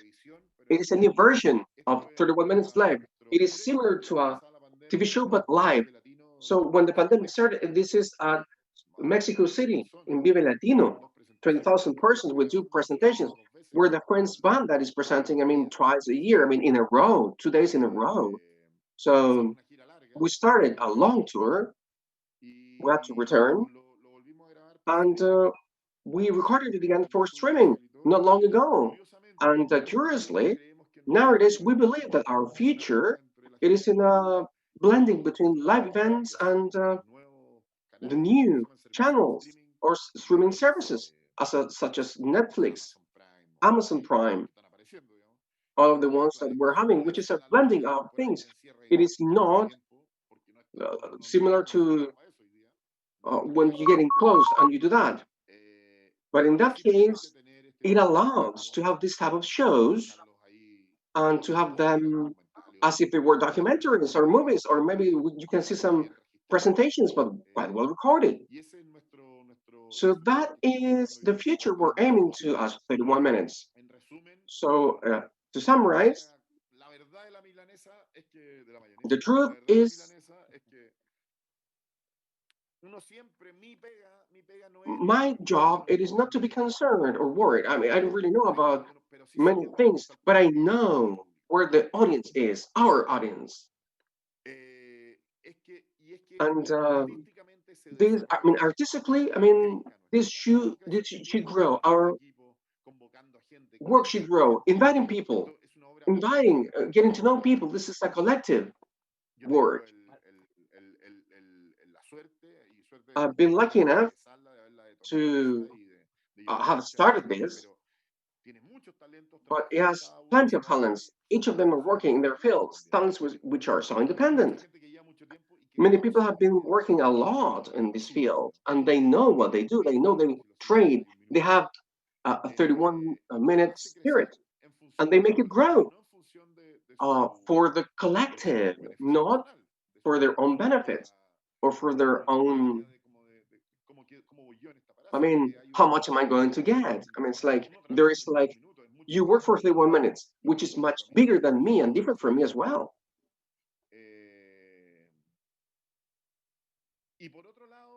And also, that ambition, I mean, the aim we're going to should be created with the management. That management, it is headed by an executive producer, which is trying to find opportunities. And you have to think about the opportunities. You should say, I do this, but not really that. And we have learned to live, and this makes sense for so many people. I mean, for example, people who are not really related to funds because the agenda, so it is not steady. It creates like you get used to it, or sometimes you get tamed on how funds, because you're working for an audience which are the ones or the jury of the providing the funds, awarding funds, and really like that. I mean, but I don't really like funds. I mean, they make me feel bad. I feel really into a bad mood when I work for the jury of funds. But if there's an audience, the woman is going to exist, and the audience, it is in different places, because publicity also wants to find an audience. And my duty, our duty, it is to be loyal to originality and how 31 minutes was done in the first place. Oye, buenísima, buenísima. Te agradezco porque nos mostraste un montón de imágenes que, claro, que no salieron nunca en televisión, que va construyendo la historia. Me hiciste recordar un montón. Thank you for everything you showed. You made me remember my older daughter, who is now 20. But when she was a little girl, she used to dance. Mi muñeca me habló. My doll talked to me. My daughter, Noelia, she's smaller. She also listened to your songs. So first of all, as a citizen, I want to thank you because you created memories for all of us. And that has to do with the love that you have for the audience. You said something really important. Business are important. And maybe I'm not really into the business, but you're really interested in the audience, the connection that you have with your audience. I would say that that's the most important. Is that the most important element?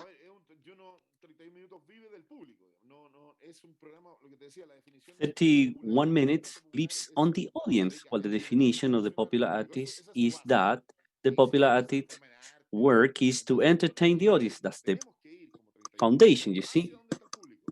We need to take 31 minutes towards the audience, but there is a change in format, you see. We try, I mean, to work based on that format. I watch TV, I consume TV, so you see, I have to be in the role of the audience and I think what I would like to watch. We are usually, for example, not consumers of video games. Maybe in different days, they had a plan, something, I mean, interesting. There have been video games based on 31 minutes, you see, but the dynamics today, well, I'm thinking of Call of Duty or things like that, you see, or FIFA 21, I don't know, where you're online playing, or Minecraft.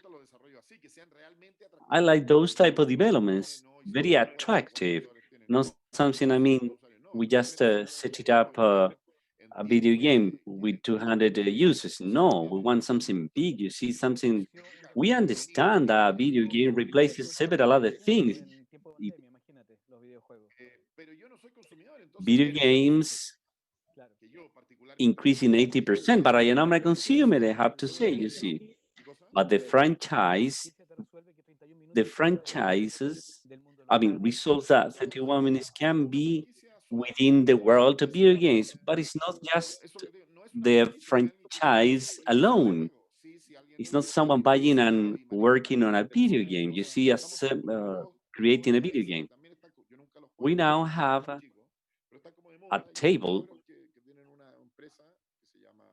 game. You see, I forgot the name of the company. It's a company set up of young boys. It's called Fractal, I guess. Fractal, yes. They've been a long time developing that. We feel like brothers in terms of spirit. We let them do what they want because we're interested in those types of developments. And those type of developments has the same genuine interest on how to reach the audience. It's not just a commercial relationship. There are people who think that they can make money without working.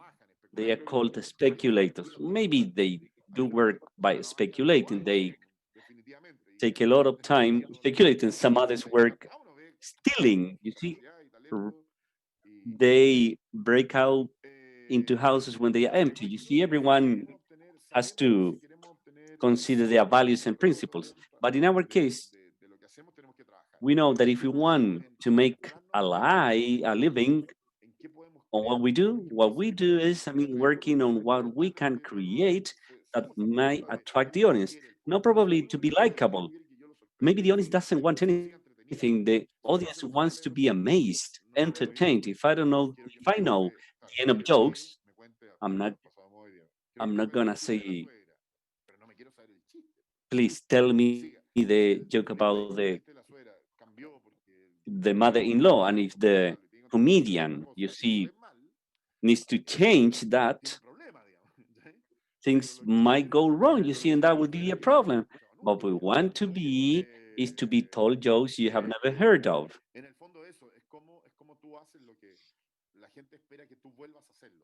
And it has to do with expecting how people want to be done what they expect, you see.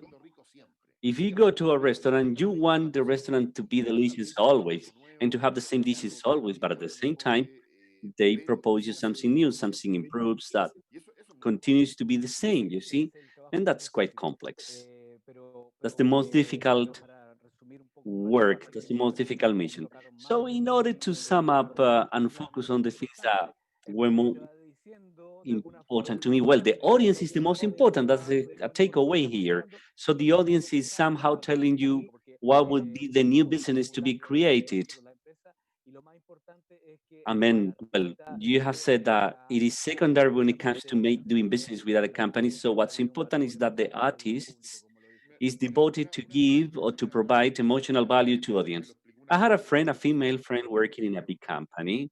And well, one day she tried to explain to me,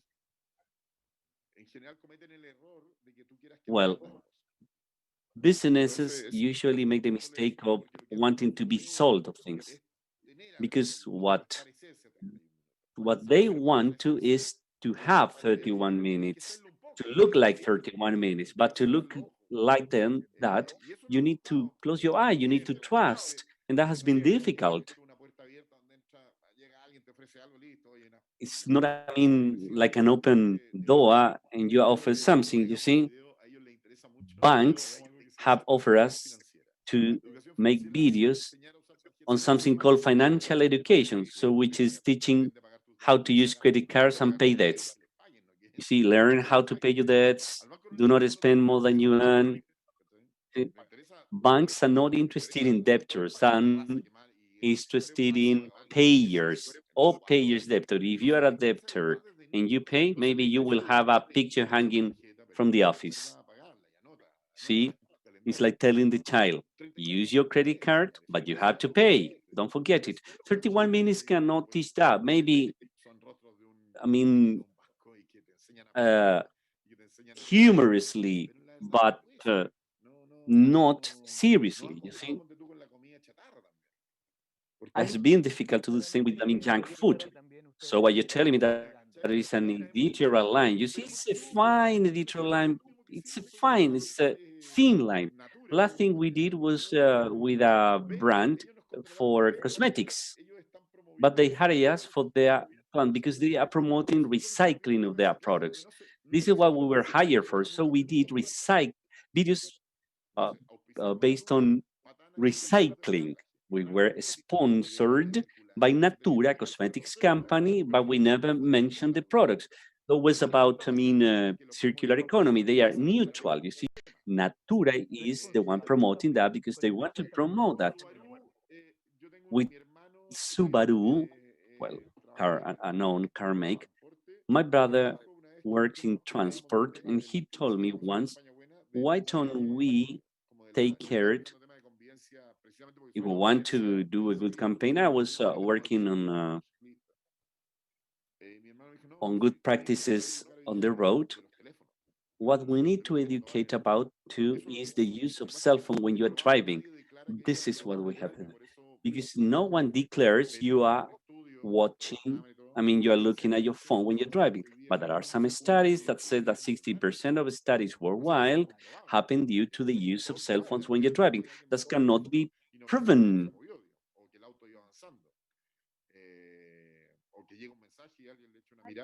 Se nos cayó Facebook.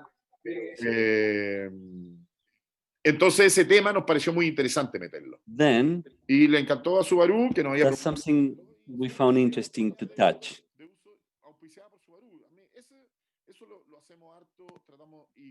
That was sponsored by Subaru. We did a campaign there, and with UNICEF, we work a lot with them. That was the last thing we did this year with the pandemic called Confinement 31 or Lockdown 31. There was a character we stopped doing, and we are working now with a series called Segurito with puppets. That was, I mean, fun, at least to us. I don't know the children, but my youngest child liked it. It's a series about safety, responsibilities of being, I mean, of practicing safety. It's like something independent, but based on 31. I mean, what's important when you narrate these commercial products, you need to leave a good part to invest in growth, in artistic growth. Same way as when you have a feeling, you sow and reap. Then these artistic and business world need to coexist, and you can make mistakes. You see, you may see plums are coming and plums, you see, are all spoiled. You can make mistakes, but you need to plant, you need to crop. You cannot be on the floor because you couldn't sell.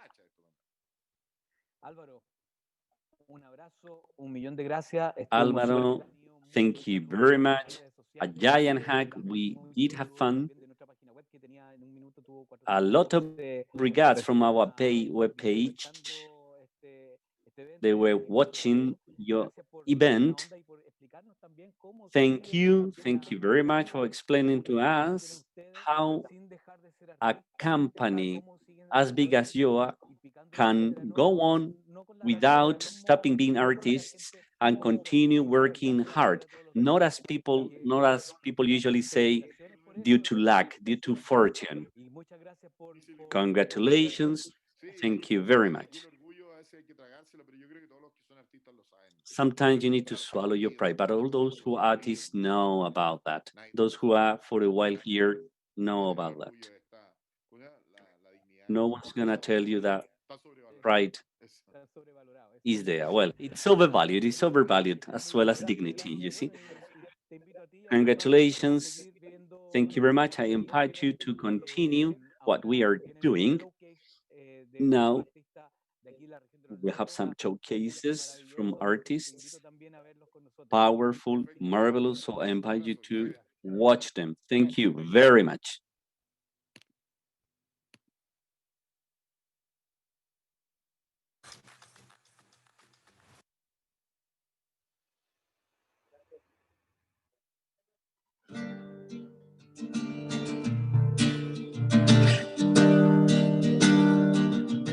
Estamos en Casadets, en Frutillar, un lugar mítico en la historia. Casadet is a mythical place in the city because they say that this is where some musicians started playing and organized these weekly musical weeks. I'm here with Natalie Leal, Miao Recolt, and Pato Cano.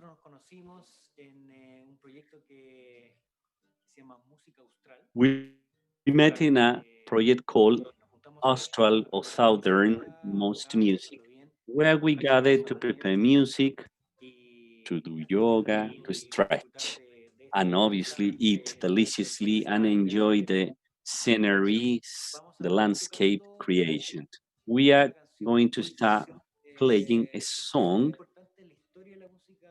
that's very important in the history of Chilean music. It's the last work by Violeta Parra called The Female Washer.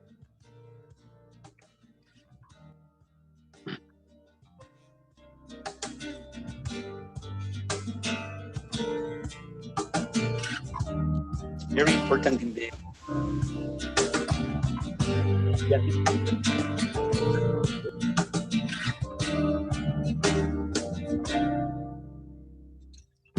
Aquí voy con mi canasto de tristezas a lavar, al estero del olvido, déjenme pasar.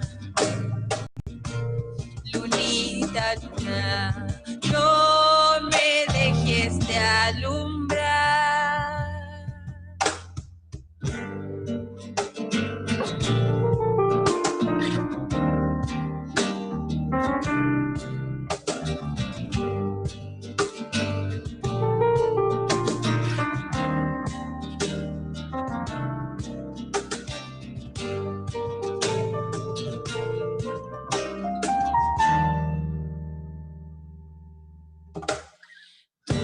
Cariño era un esbozo que nos abrigó a los dos. Lo manchaste una mañana cuando me dijiste adiós. Lunita, luna, no me dejes de alumbrar.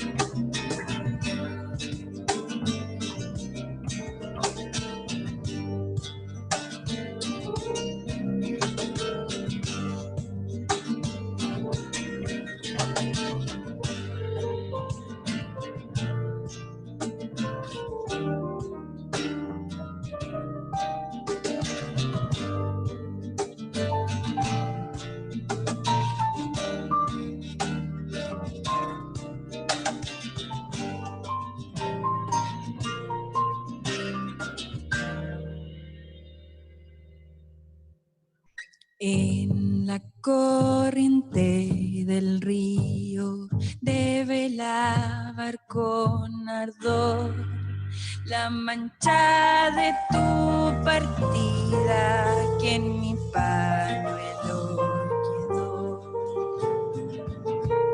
Lunita, luna, no me dejes de alumbrar.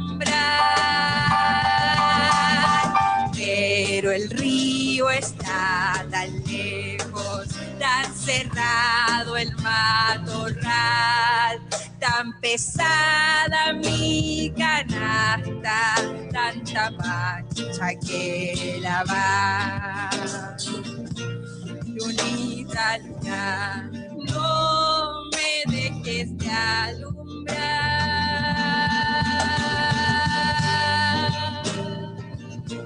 Lunita, luna, no nos dejes de alumbrar.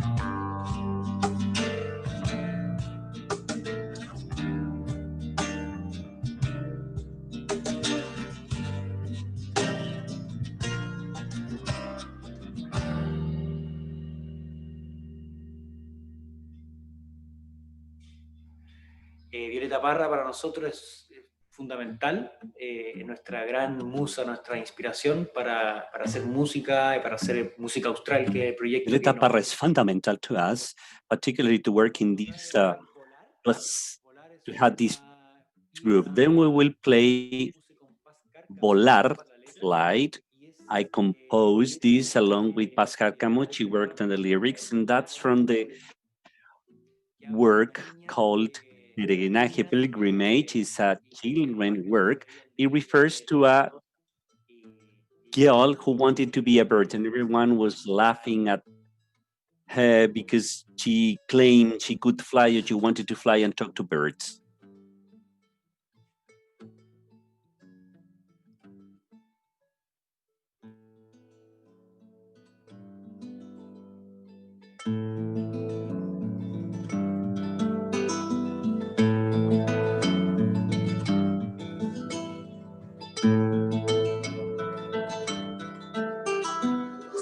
Yo pudiera volar, surcaría por los cielos lejanos. Si yo pudiera volar, pasaría por montañas y llanos. Volar, volar, volar, alto y fuerte sin parar. Volar, volar,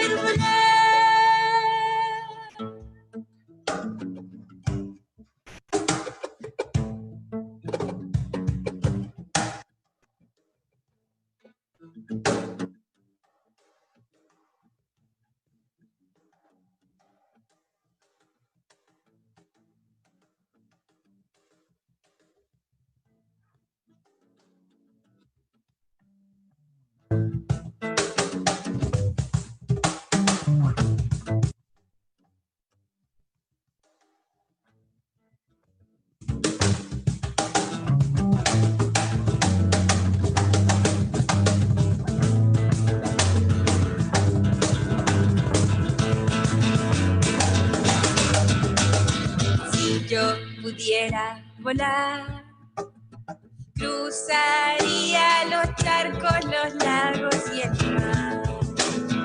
Si yo pudiera volar, sería vestirse de loca por la libertad.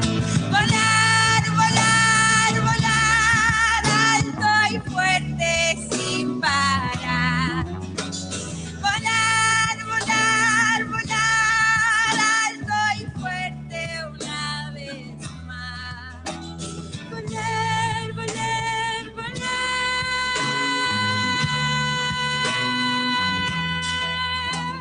Volar, volar, volar.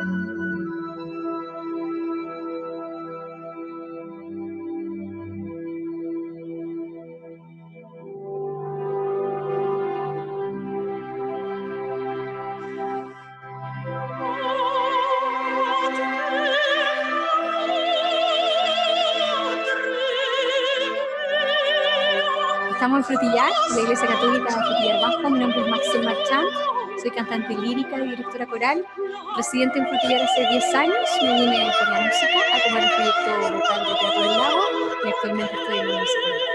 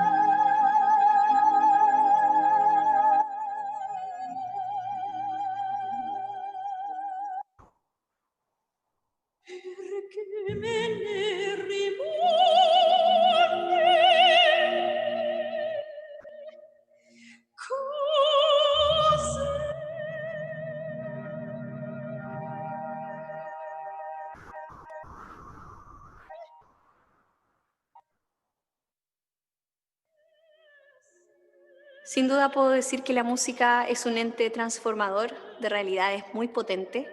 Lo he podido Undoubtedly, ver. I can say that music is a transforming lens of powerful realities.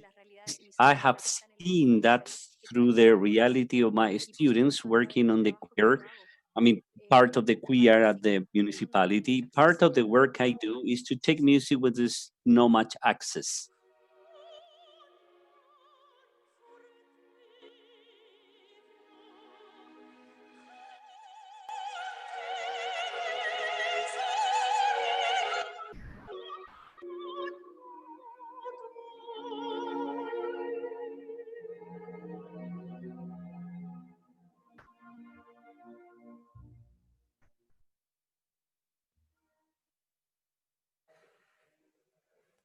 Increíble lo que acabamos de ver. Esos son parte de las vitrinas artísticas que vamos a estar exponiendo sobre la región de los lagos aquí en el Etcétera 2020.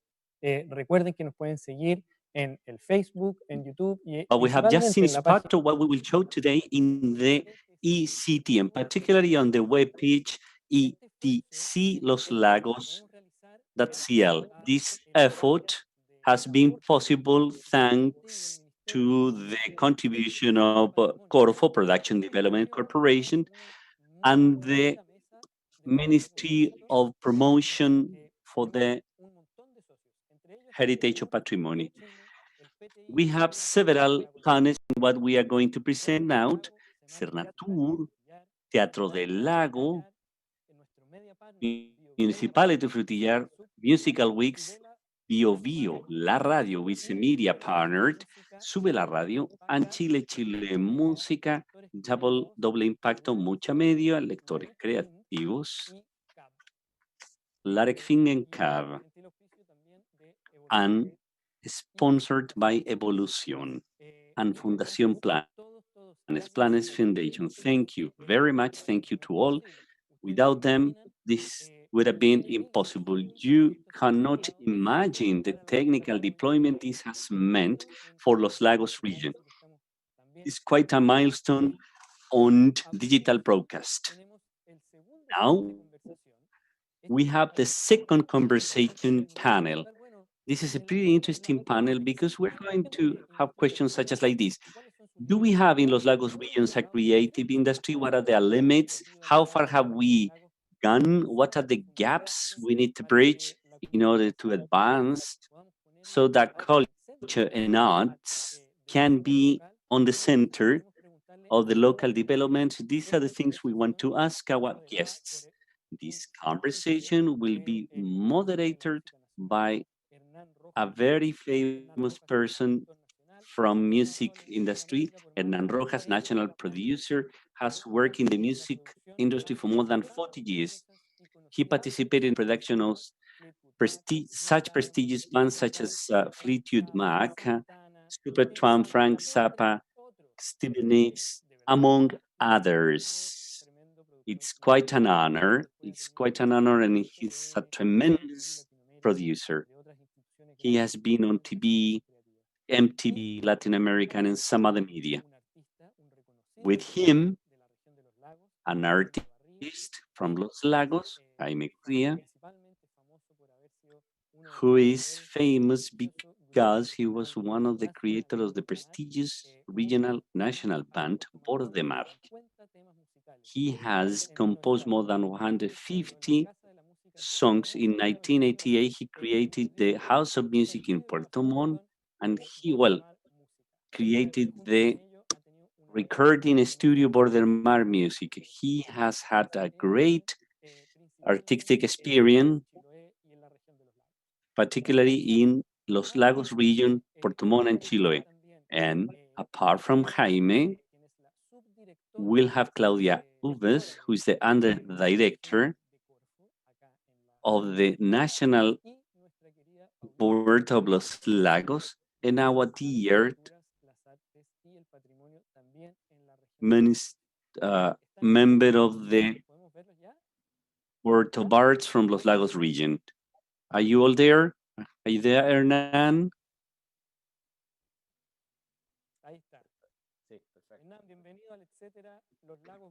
Hernan, welcome. to this ECT 2020. Thank you for being here.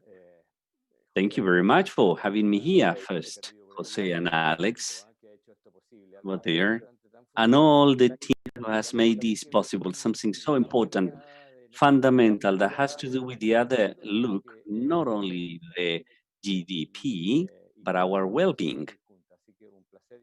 And both things can go hand in hand. It's such a pleasure to be here with you. Excellent. I'm leaving you. The floor is yours so that you can work in this panel. You can welcome our guests. I'll be around here in order to listen. Okay, perfect. Perfect. Thank you. My regards to all people connected, not only from Chile, but from the world. I've been in Puerto Varas for not much time, but I am here and I will stay here in this first encounter entrepreneurship and creative territory ECT Los Lagos. So we welcome you. We welcome you to this panel we have called Do we have creative industry in Los Lagos region?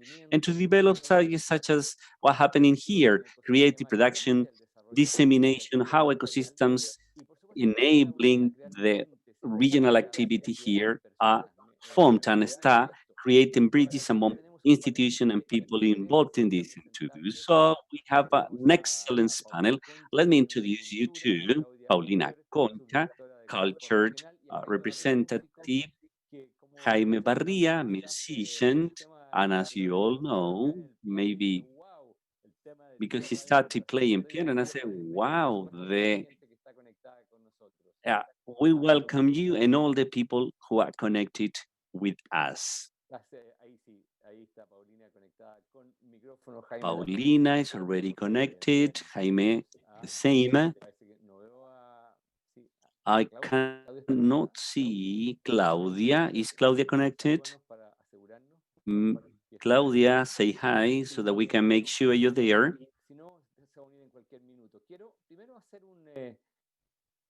First, I would like to give some context on why we are here, and I'm going to start being self-referenced.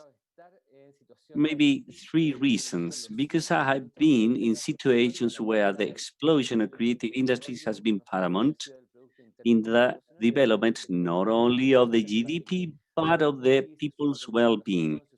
Everything matches is some of the elements of their education. I was in California for 14 years in the middle of the musical industry in times where it was growing and growing. At that point, it was the 3rd biggest industry in the world, apart from weapons and pharmaceuticals. You see, it's one of the biggest, if not the biggest economy in the world. I've been close to the phenomenon in Finland and Ireland and Iceland, a small country with challenges similar to us, as well as Finland, because they had similar industries, salmon, metals, and mining. I was there, in my case, as an engineer, as a producer, entrepreneur, executive companies, and from that position, I would like to start this conversation and trying to unite these fundamental bridges, which have to do with these 3 fundamental axes gathered in this panel, from Paulina Concha, from Cultured, representative of Culture, from the Ministerial Secretary, and Claudia from Corfo, and all the tools from Corfa Production Development Corporation. Some of them have been recipient of from the Ministry of Culture, and of course, Jaime Barria, a musician and creator. I would like to touch on Bordemar, the band. I was referring to that yesterday in the panel, and creativity. First thing is to set ourselves a goal on how we can approach beyond tools, beyond the knowledge of certain industries. We well know how we approach our personalities, our interests to generate value in this region. Let's start with you, Paulina, please. Thank you very much, Hernan. Let me greet you, all of you. connected through different platforms. I'm very happy. Well, we have been working for months in order to have this event because we know how important is the development of creative economies for the territories. Our region, a wonderful region, full of contrasts, identity, provinces different among each other. This is a very extensive region and very varied and diverse. So it provides a unique richness. So first of all, I'm very excited to be here because this meeting, well, based on the question you have said on how important, how we can generate this new language, this new narrative, how can we show how important this development is? And in this case, I have to say that it is important when it comes to develop arts and culture for the daily lives. I am aiming to that with this answer. Maybe 22 issues that do not usually work together, which is Corfo, very linked to entrepreneurship and innovation and should be go hand in hand with us. But that does not happen, you see, usually. And maybe we are being pioneers in this gathering where we gambled for months in the middle of this pandemic has made more difficult everything. Because at the beginning, initially that was going to be live in a wonderful city, creative cities, and besides to all of us from outside the region and some other from outside the country, let me tell you that this is a wonderful day today. It's been sunny, and that's not usual here in the Los Lagos region. Usually it is raining here. Then we have a wonderful sun today. We need to position in the territory and the citizenship and communities how important development is for the daily life of cultures and arts. What I mean, during this pandemic, it has been really difficult not to move forward without music companies. When there's nothing, we approach music, we connect to music. Usually at work, in daily life, I have music next to me. My life does not work without music. Then I have to say that it's pretty relevant. A good book. We have seen plays through the computer, movies, short films. All that has make us live in a better way this complex process, which is also a synonym for lockdown. Here in Los Lagos, we have been several months in this process, so that shows us that for societies, not only access to culture, but access to different arts must be something important. It's more than something I have to do just because I am bored. It's something that has to do with mental health. Yes, what you're saying is fundamental. Music was our language, our primary initial language for more, 400,000 years ago, before our spoken language today, verbal language. Music is this tool, this capacity, this movement of evolving those of us who are alive thanks to the legacy of those who use the tool of music and obviously the motricity, dance, drama, theater. So we have a unique opportunity to unite these bridges, Corfo and Culturas. I have worked with the Ministry of Culture and with the musicians. And before going with Jaime, just a couple of things. Some recent entrepreneurships. I have one what is called Rock to the Classroom, where we have education and music involved, and these tools generated to emerging from music. And Jaime, my question is, your challenges, how you from music invite entities such as Ministry of Culture or the Production Development Corporation, Corfo, to take this region and something that might become real as it has happened in Finland, Ireland, California. Perdón, Rodrigo Nillero, está Hernán. Claudia Hernán. Bueno, un gusto saludar, estar aquí y agradecido de la invitación también. Y agradecer también el apoyo de siempre. I have to thank everyone. I greet everyone and support all institutions you are mentioning, but mainly I have to think that in this rich region, we have a lot of creators, and that's important. And the creative work is the first step of culture industry, and that what's present in the industry. One, as creator, we are on our own, and essential processes we do are inside introspection to result in a musical work. And that can reach you at any age, maybe without even having a university degree.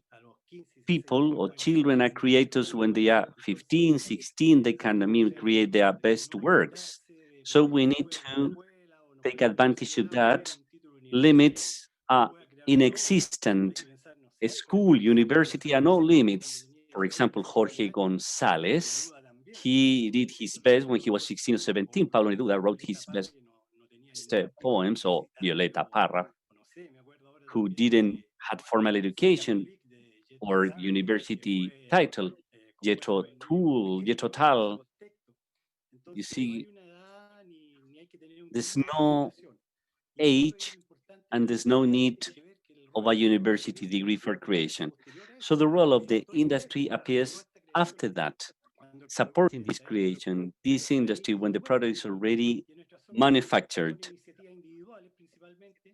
And those are initially individual initiatives, and what the creator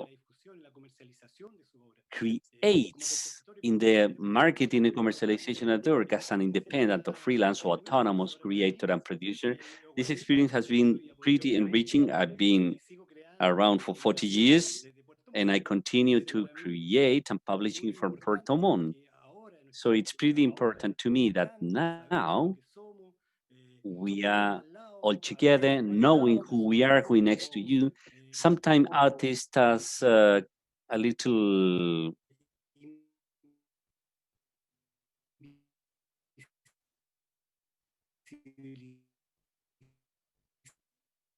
there are problems with the connection. Sometimes we have our friends, our colleagues, and we don't know what they are doing. So these are very useful instances. Well, Hernan knows a lot about it, so it's pretty important. I believe that in Frutillar, we have been all our life in the region, so it has been pretty important. Parece que tu Wi-Fi o 3G se cayó. I think that your internet connection was a little bit down for a moment, but we could hear you a lot. Claudia is not with us. She's not connected. Paulina, I'm sorry. No, again, Claudia from Corfo is not connected, but we will continue with our conversation. And well, when it comes to music and these creative industries, besides being on the forefront line, in this case in the region, we are watching we have gastronomy, drama, music, and we need creativity to foster those projects. It's a wonderful book that says that creativity is the most important creative cognitive tool we had in our species to evolve and be where we are now. Music fundamentally is fundamentally involved in that. But there is a second line being generated of industries, management, projects, entrepreneurship, and music. I will insist on that because I've been there, has always led disruptive entrepreneurships in all events. I'm talking about different areas such as technology, but music has been the leader. Sometimes music has been present in movies and video games that happen in England, Germany, and also other areas such as marketing, design. For example, viral marketing starts in the musical world, social networks, several other topics, which end a region by attracting talent to the region, creating new workshops and bigger industries. Therefore, there is a circular and creative and a spiral effect, because not just going around the same, it's a spiraling up. It's a virtuous cycle. Back to you, Paulina, specifically, well, for people who listen to us, how can they approach the tools? I have the possibility to, and what's the willingness you have to bridge these gaps, as Jaime was saying?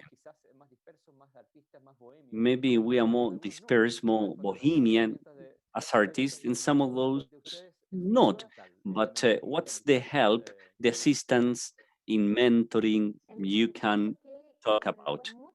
And then let me tell you that much of what you've been talking about this virtuous circle in music, I feel excited to listen to you because I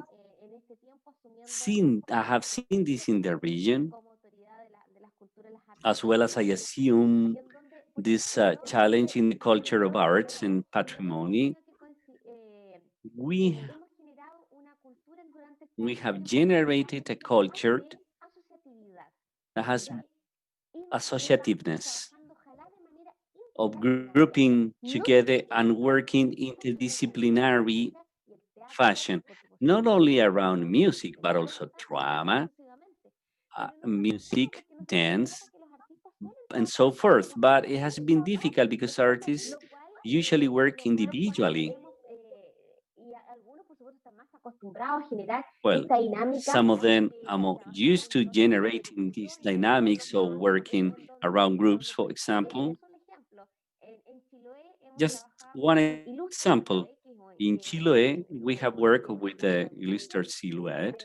In this case, it's a group of different illustrators and some other musicians where we wanted to work on an initiative. But for example, with artisans, it has been difficult to work jointly because they do their creative process in a very individual way. And that's important, what I want to tell you, trying to create partnerships, work networks. And that would allow us to generate this virtuous circle where knowledge is trespassed and people support each other. We are in complex moments where we need to generate a reactivation in the cultural sector. Not only our support as public entities is necessary, but also the private world. And of course, from the workers on the cultural side, because generating this type of work will allow us to move on and generate the synergy we need. A public service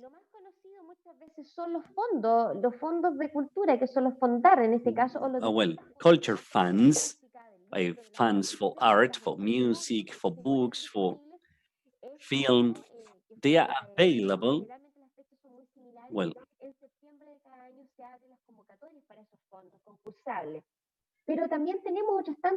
but we have other initiatives, and sometimes they are not very well known, and they have to do with exclusive work, and not only through, applications, such as in the area of artistic education. We have worked on that really hard this year. Well, generally speaking, from the Ministry of Arts, we are fostering, and here in the region, we have the possibility, because we have a center of creation, which is in the community of Castro, which is an area a little bit outside the region, and we have a great potential there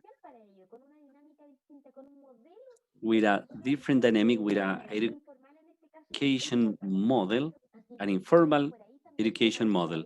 I think that there are also tools, maybe people are not really familiar with them, but we as a ministry have them available, but taking into account that we have trying to have a direct dialogue.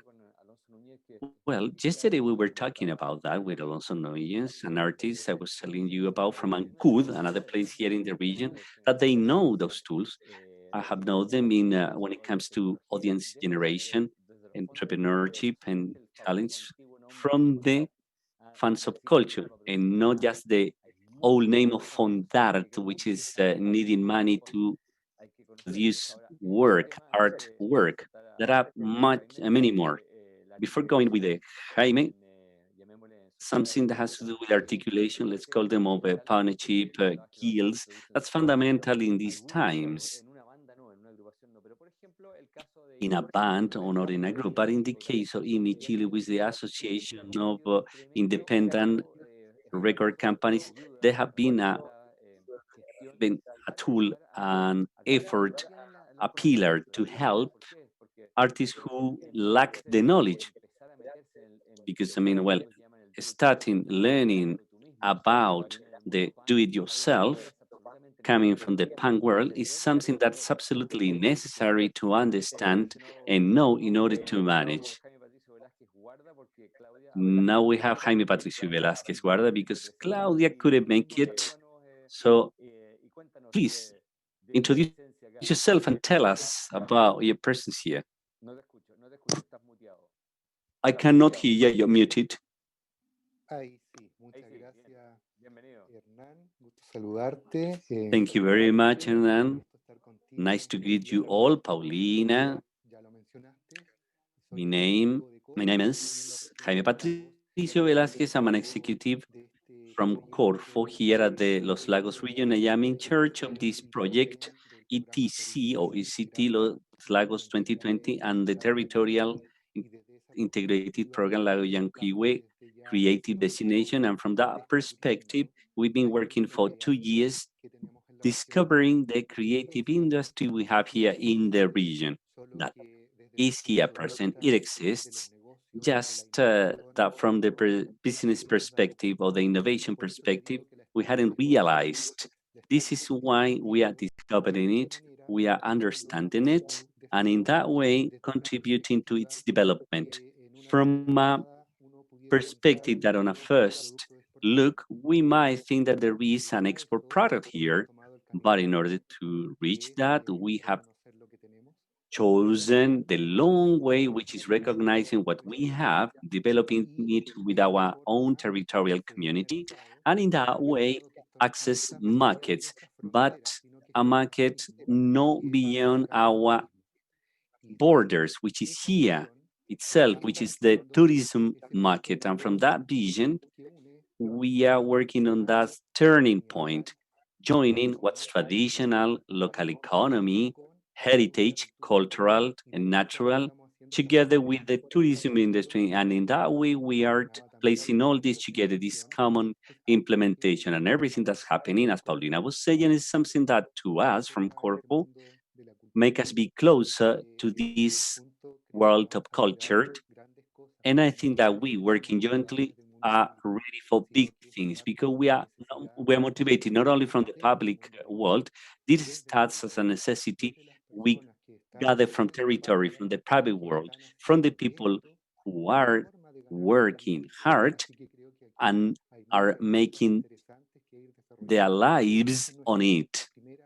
Plenty of things need to be developed. That's our first impression on what we have learned with you who are inserted in the creative industry in the region. This is my initial comment today. Thank you very much, Hernan. Thank you, Jaime. Jaime o Patricio, Jaime Patricio. Anyone, Jaime o Jaime Patricio.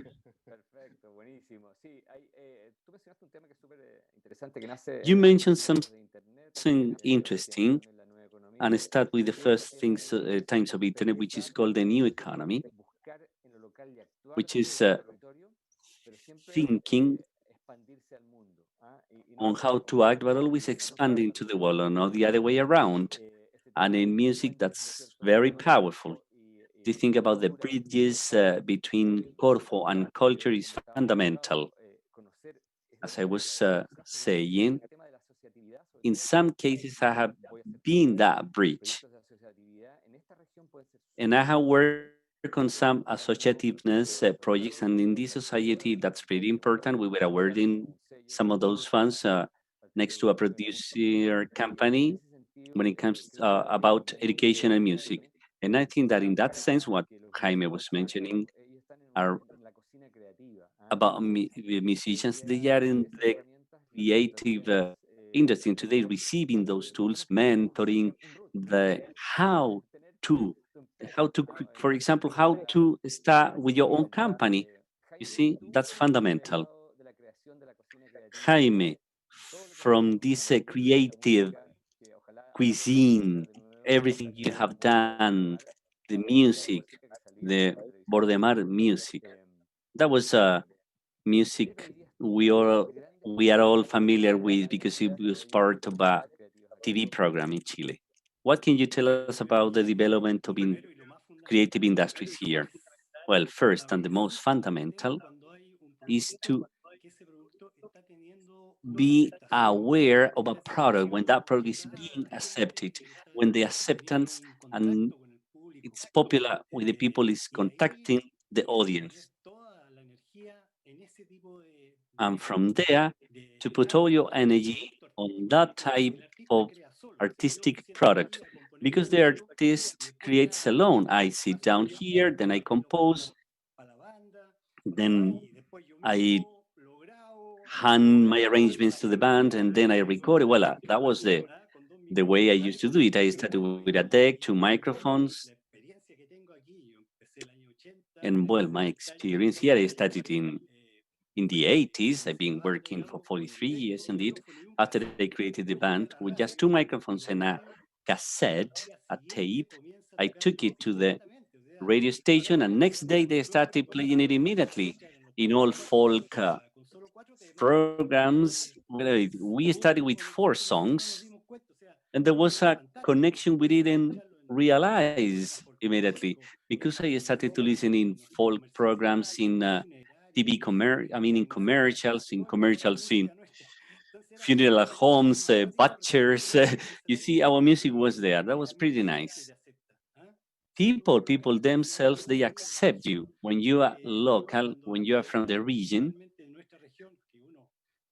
When music in our region, we tend to think that radio plays, I'm referring to 40 or 30 years ago, used to be folk music composed in Santiago, and the other possibility was that it was using classic instruments. So this creation was kind of difficult.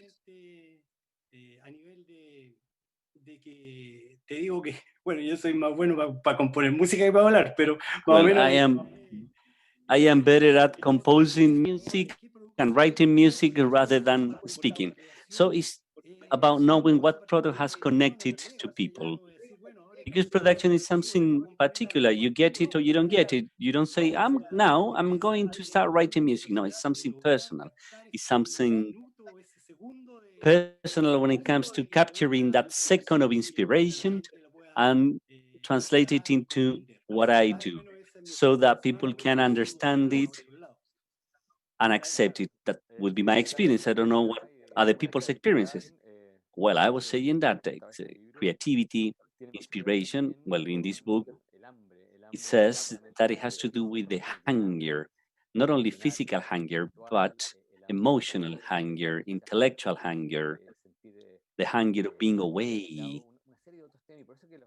feeling isolated. You see, that's why big artistic production centers have to do with that. Coming back to this bridge subject with Corfo and culture, yesterday I was talking to Alonso, and he was mentioning that he wanted to create a company and he didn't have the formal proceedings. So I told him, you need to go step by step. And I suggested maybe, Canvas, which is a pretty interesting tool to develop your model. And there's the creative canvas and social canvas, not only the physical product canvas. Some time ago, I modified one. I can share it. It's useful to ask questions such as, what's inside me to deliver In the case of the region, it has gotten my attention. Is that question solved? And then the second fundamental question is, who are my fans? I don't call them customers or consumers. The difference between a fan or a customer and client is that the heart and emotions are always in the fan, particularly in creative industry. And he or they will forgive you if you fail, and they will be ambassadors. Tell us, please, from your important positions helping creative industry, what do you propose to Jaime and all the people connected to creative industry? In this subject, that sometimes small steps are fundamental, of course. In this case, we from the ministry, particularly this year, this is what I can refer to, we have seen this gap, those details, as you are mentioning them. I'm gonna show you a canvas, how you can work on a canvas and why is this necessary. When we see those details, they mark and they give us an element to continue moving on. One thing is creativity and the one is the creative process, being there with all the talents, with all their talents artists have, but they need the other part to show and be in the world. I mean, outside their own niche of their house, city, or region, which is the formalization sometimes. And artists are kind of reluctant to that. We have seen that this year, where it is difficult to talk about creative entrepreneurship. I'm not saying that all of them are like that. Some disciplines are more linked to it and they are more familiar with it.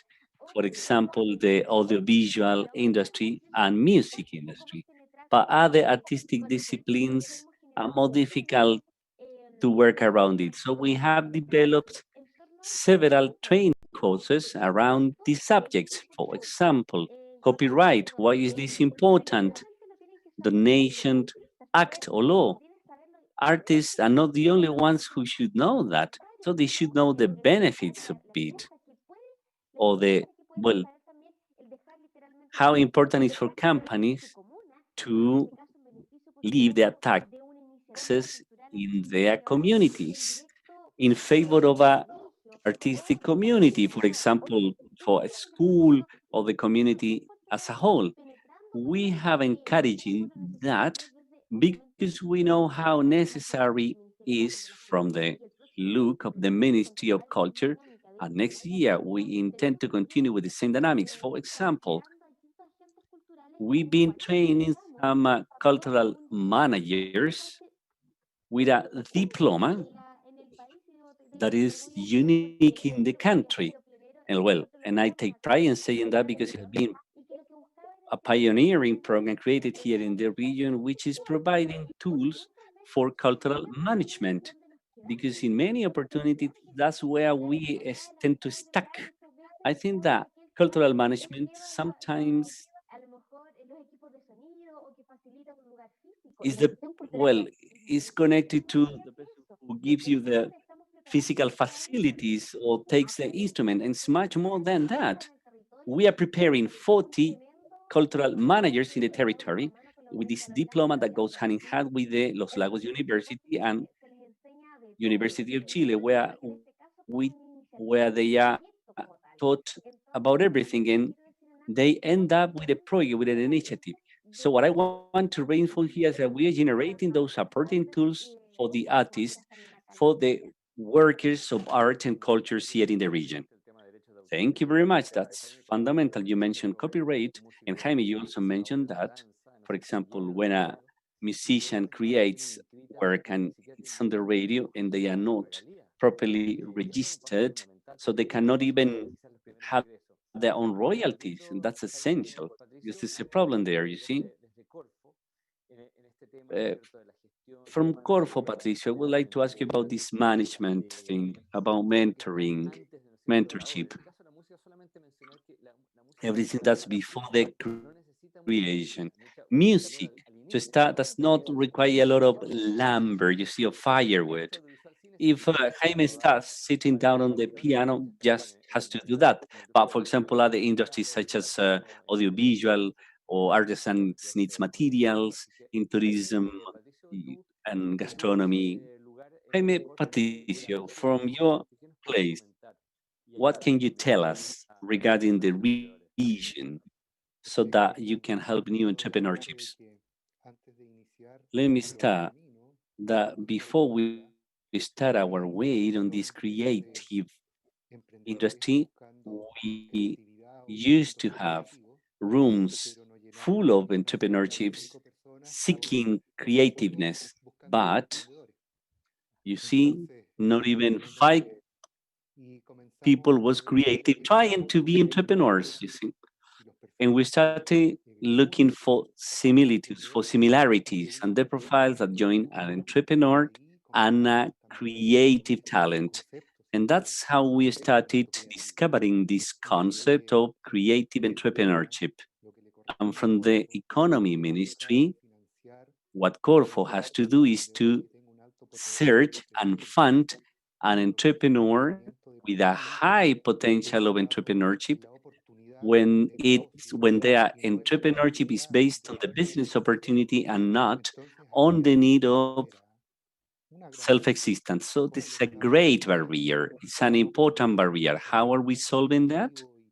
Creative entrepreneurship, and probably what Jaime was saying, more focused on music, but that creative entrepreneurship, a more technological one that's is developed in visual arts and also in video games, it's kind of more present in this concept of entrepreneurship, entrepreneur of high potential of growth with a capacity to sell $1 million in 3 years. Music, gastronomy, artisans, all of them have been supported, but they are far from it. And how are we solving this? We are doing that by creating bridges, generating connection platform. We started with a school of creative entrepreneurship to generate in a group of 120 creators that entrepreneurship spark. And in that way, looking for the path on how to establish that concrete support so that creators can be entrepreneurs and receive support. And that support nowadays is not based on funding for investing, but on the networks and collaboration to give a replies in a collaborative way to their needs and concerns and connecting the need with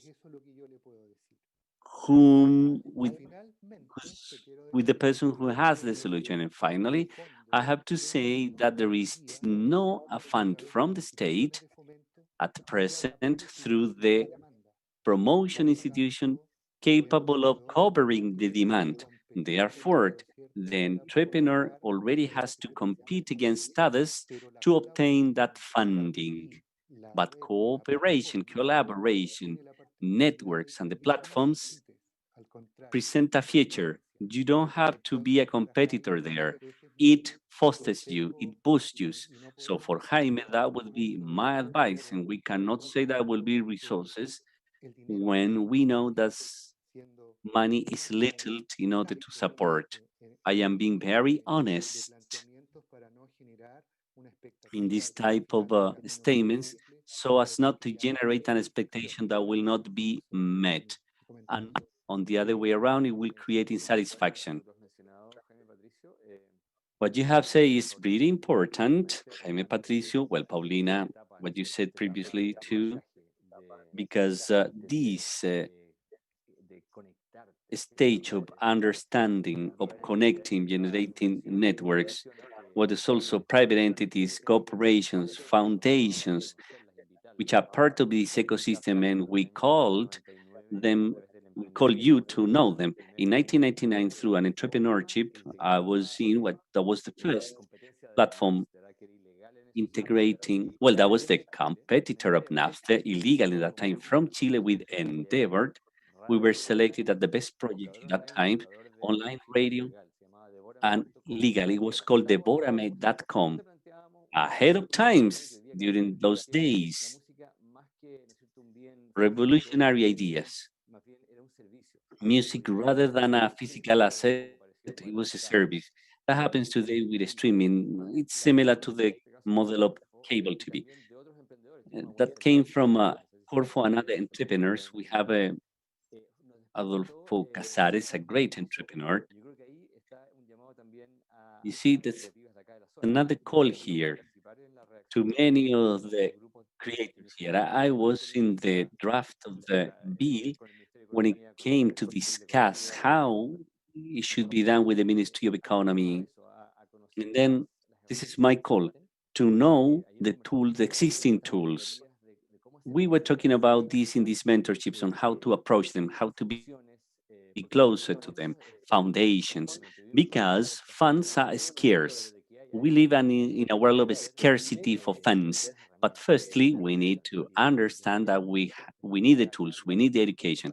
I'm offering myself to help you, to support in both activities, because I've been an entrepreneur all my life, and I've been a coach and an entrepreneur. I discovered that music talent in Chile.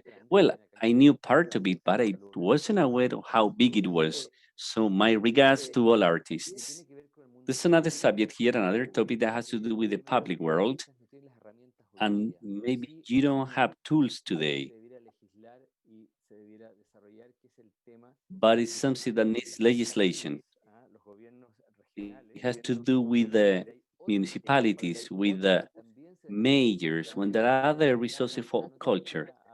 When we asking to hire local artists, for example, do not bring artists from other places. Hire local artists. Gastronomy needs music, and music needs gastronomy. People, there's a whole bunch of topics about generating more networks. And I can see Jaime referring to that. So what's your experience on this subject about networks? For example, you being called, or Bordemar, your brand, being called locally, and not the fashion artists. No, te escuchamos, Jaime. Bueno, con respecto a eso, yo creo que es importante, primero que nada, que hay... Well, about that, I think that it's important that there is a season.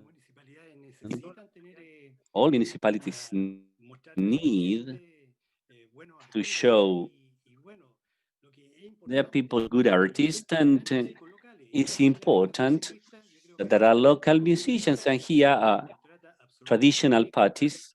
You see, they only hire local artists from the region. Other municipalities haven't done that yet.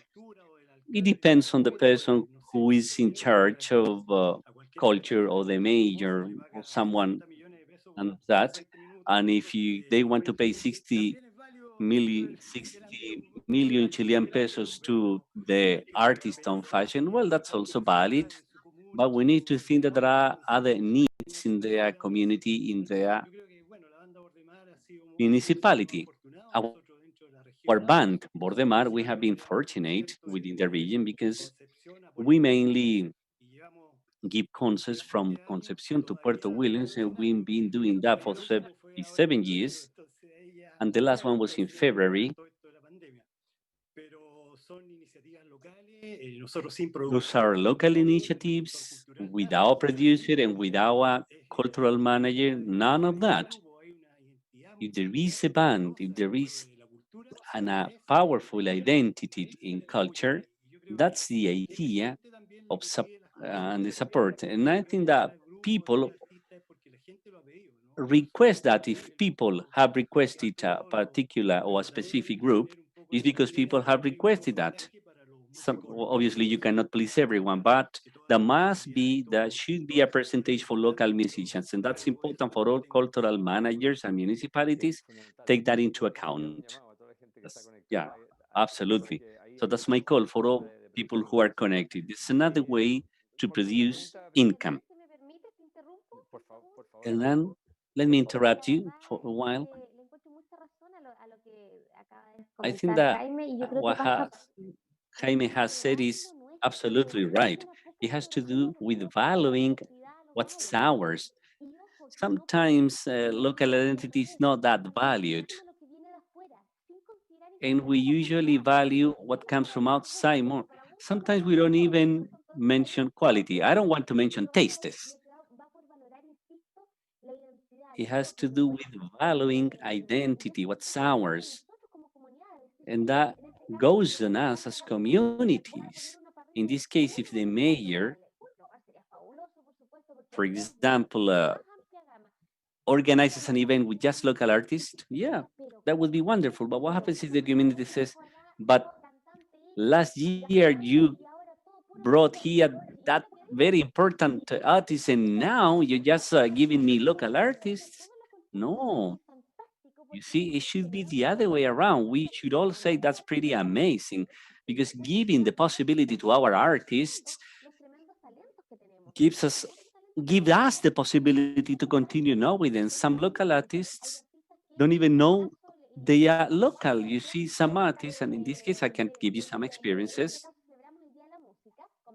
In this case, we commemorate the Day of Music. We didn't do this just one day. It was 1 month. All Saturdays during October and part of November, and during October, in local radios and through 2 TV channels, at least 2 local singers or bands in all musical styles. And some of them said, I can't believe it. I didn't know this singer or this band was local. And I have been listening to that for a while.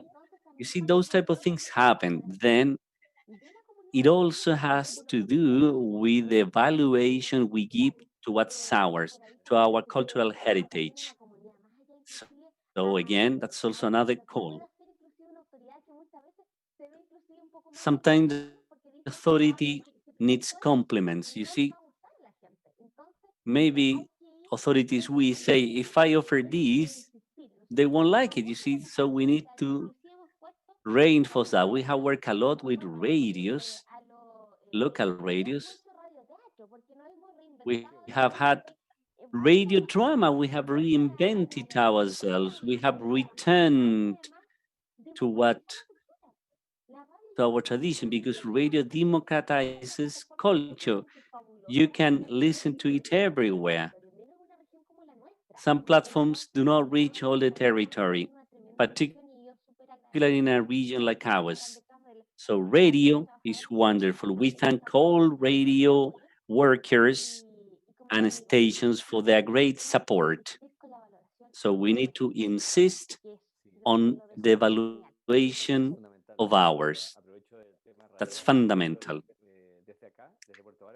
Let me touch some things on radio. From Puerto Varas, I'm working with the radio programs. So a greeting for all those people who work on radio.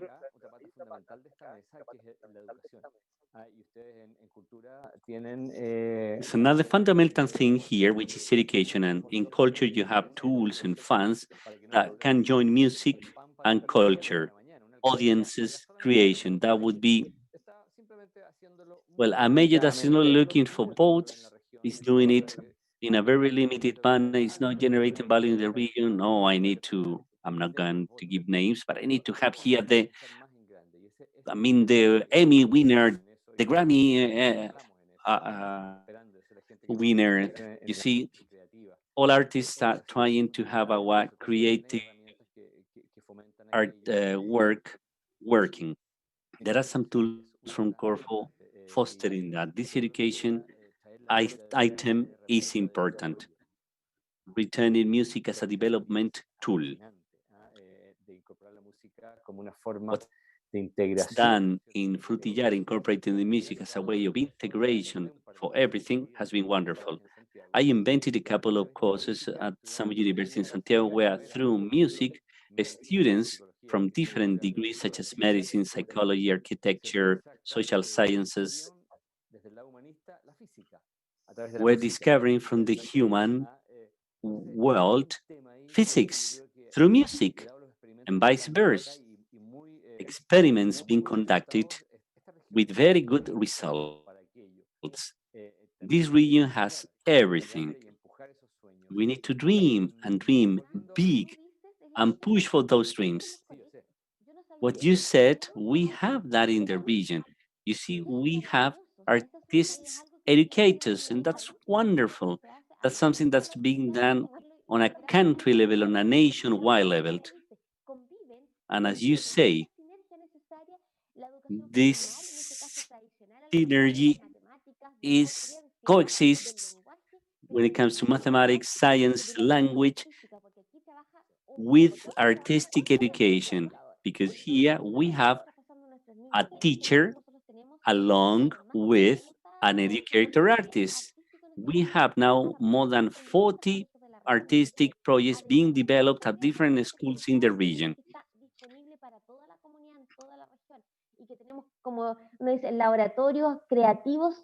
We have creative laboratories, and also you see an agenda all the month. So we are aiming to that because we're generating that audience during the early childhood. We need to intervene there. That's key. When we talk about valuing what we have, Jaime Patricio, what's the opinion of Corfo, particularly here in the region? Here, because we have an ecosystem not only of creative industries, but obviously of being able to introduce experiments or probably initiatives, innovative initiatives. How do you see that? What can you tell people who are not aware of those available tools? Let me start by pointing out that was being said some time ago of incorporating local artists in these festivals or events. We need to start with good practices.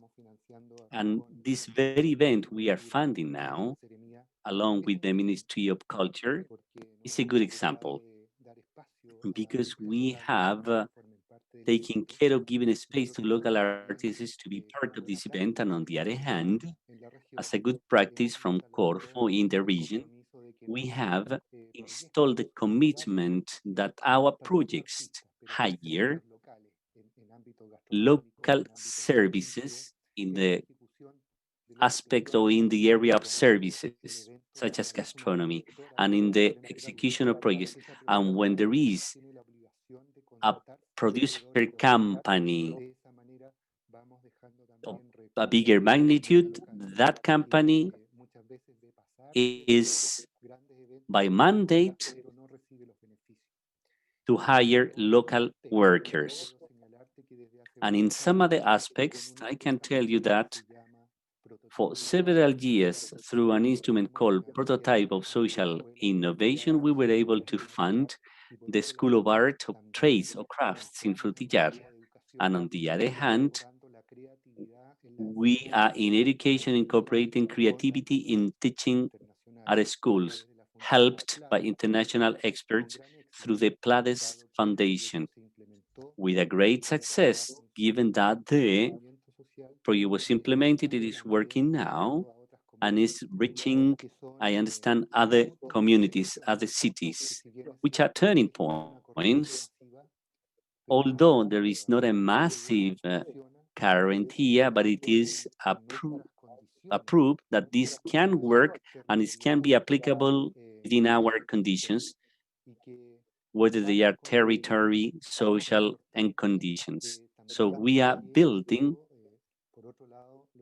and it's important that this, on the other hand, is being done by culture.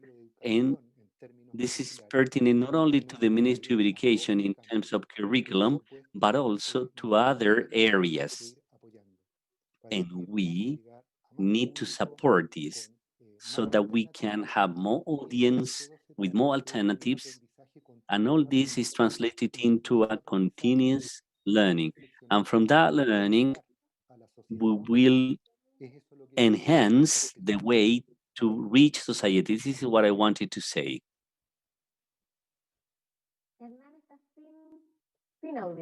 Ahora sí, fundamental lo que has mencionado, Jaime Patricio, sobre todo en este Very tema. important what you have said, Jaime Patricio, particularly in innovation, social innovation in cultural aspects of education.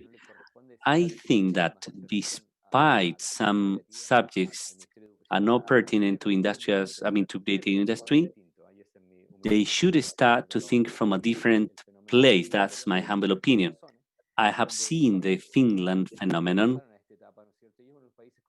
where they are already in this stage.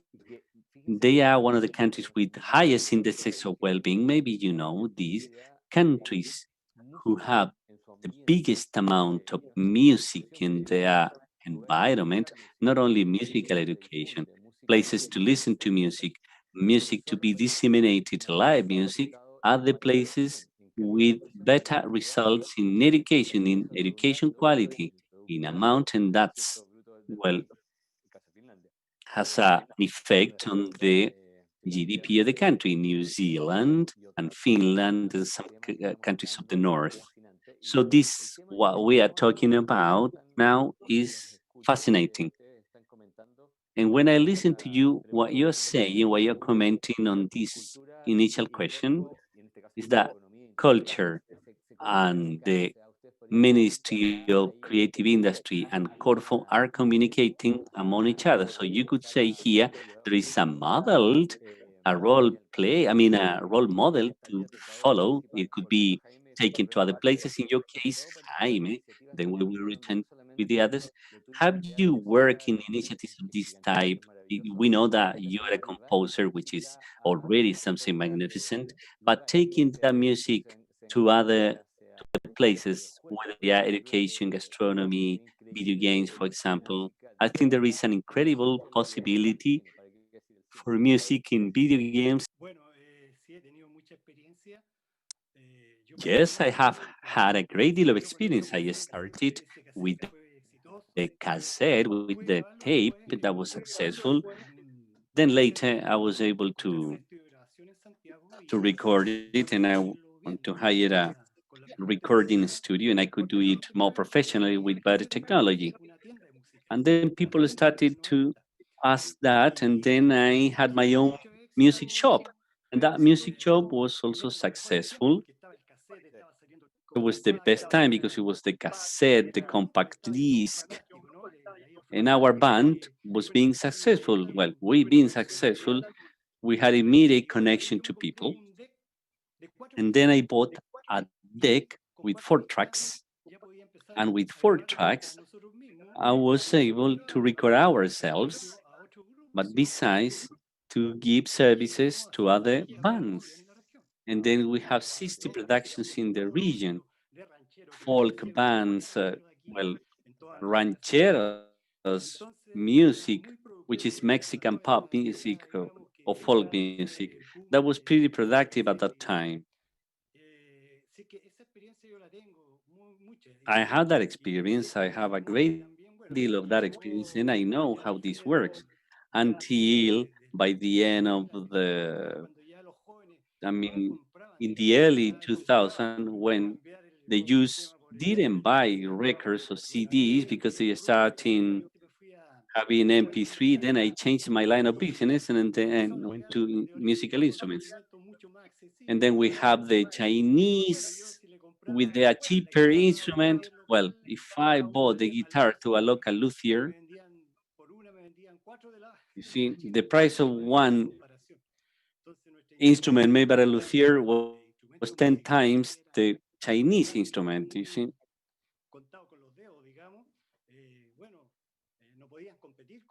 You couldn't be a competitor for that big industry. And that was a good choice, a good decision. And regarding tourism, the same as of 1990, thanks to Petrol Tour and Jaime Cáceres with the cruise services, we toured in the cruise, you see, there was a different dimension.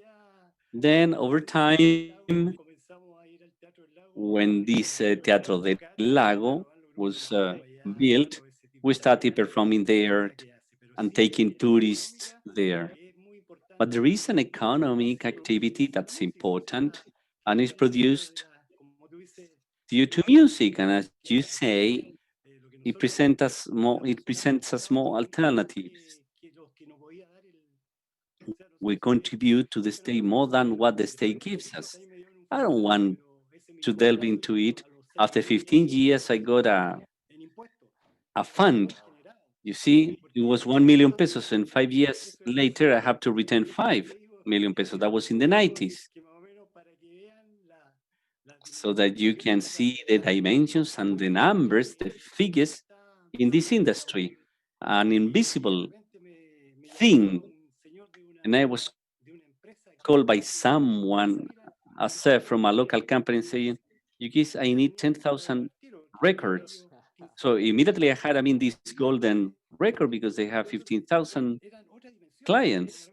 There was other dimensions. We didn't offer the product because the people was calling us to ask for the product. Those are experiences, and we have gone through all them from Puerto Montt. Times have changed, absolutely. We have humongous challenges now. We are in the transition of the digital world. It's like taking so delicate subjects for the soul, such as filming, movies, music, and poetry, literature. There's a great deal of examples there. No long time ago, there's a book published in English in Amazon. Well, I had experience of working in the United States and also in Chile, but returning to you, Chile, shall we have a small or short musical break so that everyone can listen to this known piece of music from a TV? I composed this in '96. Paul Landon, a journalist, called me. I have a program, I'm preparing a program, and I listened to it in one of those programs. And I said, okay, I have a different one. He wanted 30 seconds. And I recorded this on a weekend with my musicians.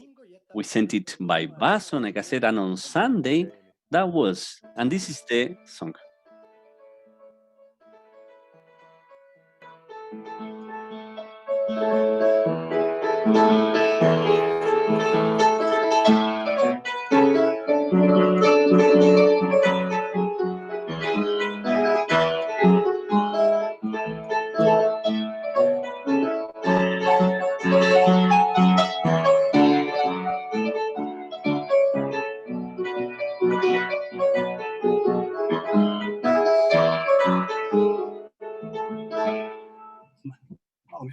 Wow. Por ahí va. Maravilloso, maravilloso, sí. Claro, el poder evocativo. Wonderful, wonderful.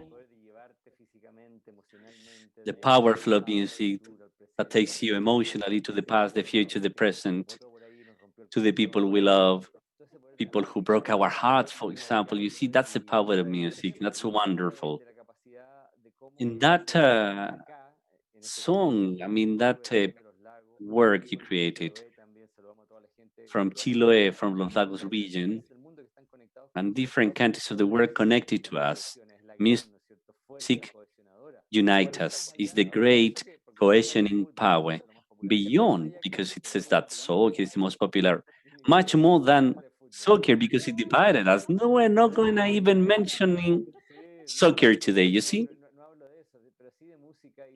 I don't talk about that, but I talk about music and things like these. How from here, I think there is a great potential, and with the help of great entities such as Culture and Corporate, of course, the different associations such as Cercotec, Ministry of Economy and others, and also the private foundations and people like municipalities who have cooperated, Frutillar, Plades, a lot of people involved in this. A great regard to it. We have just a few minutes. I used to work in Radio Futuro, I work in Radio Sonar, and we always use this phrase that says, words at closure, for the closing. And that would be an invitation for an reflection, statement, child. Let us start with Paulina, please. Primero que todo, así que I'm very happy to be in this panel. That's the first thing I have to say. I open an invitation for dialogue to believe that we have to value what we have in our country, to our managers, our diversity, and that comes with valuing those who work as artisans, and they are not probably work without the creative process, and we need to value that creative process as well. So I invite you to continue with this work we've been doing from culture in an alliance or in a partnership with Ser Natura and Corfo, because it's also a virtuous circle from cultures in this region, particularly are very linked to tourism. So 2021 will give you some surprises. My hack to you, and remember, culture continues in Los Lagos region. Thank you very much, Paulina. Jaime, your words for closing, you did it now in music, now verbally. Once more, thanking for the invitation. Music goes to emotions, and that's important. We have a very pretty region, culturally speaking, and we have to make the best out of it and to share. And thank you, Hernan, for your words and your learning, because to us, it's important you are here in this region. Also thanking Paulina and Jaime Patricio for all the knowledge you have. Thank you very much, and see you in a different opportunity. Thank you very much, Jaime Patricio. Your words. Thank you, Hernan. Corfo, we have taken seriously the development of creative industry. We have a unit of creative industry. There is a program there, Creative Chile, a strategic program in our region. We have this VTI, Lago Yanquihue Creative Destination. We are funding this program, the event itself, which is the ECT Los Lagos 2020. And we do hope there are some other programs in future. And the reflection is that from the public world, it's difficult to coordinate.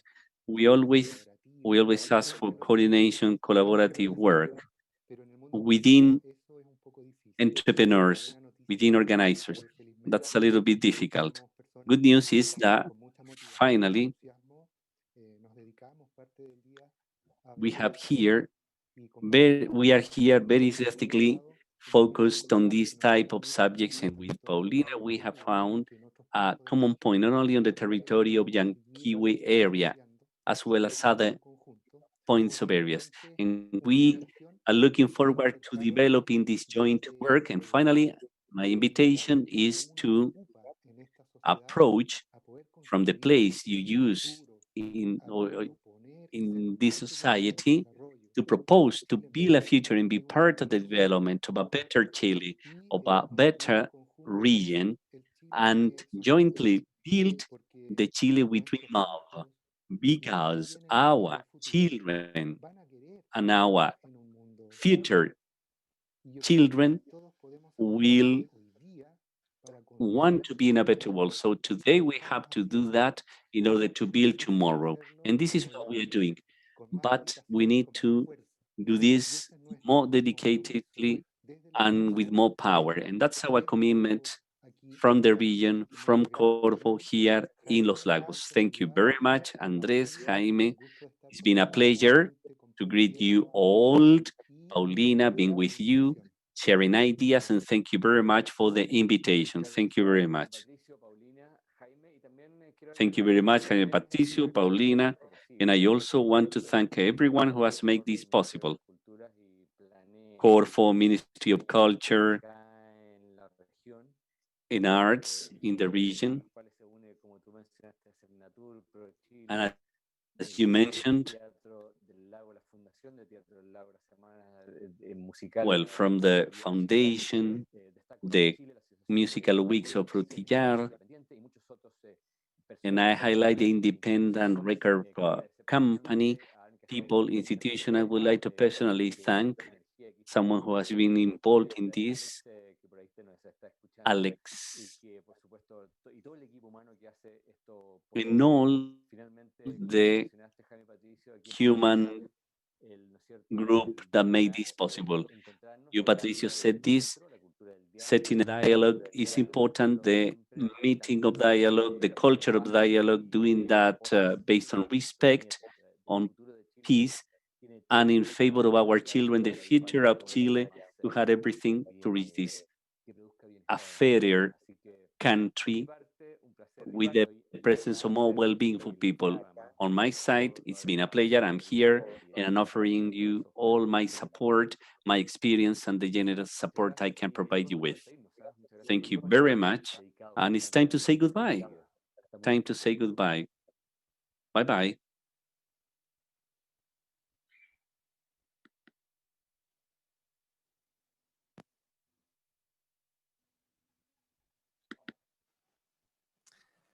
Amigos, amigas, increíble, así vamos llegando de a poquito. Friends, we are in the end of today's meeting, in today's ECT, Entrepreneurship and Creative Territories in Los Lagos Region 2020.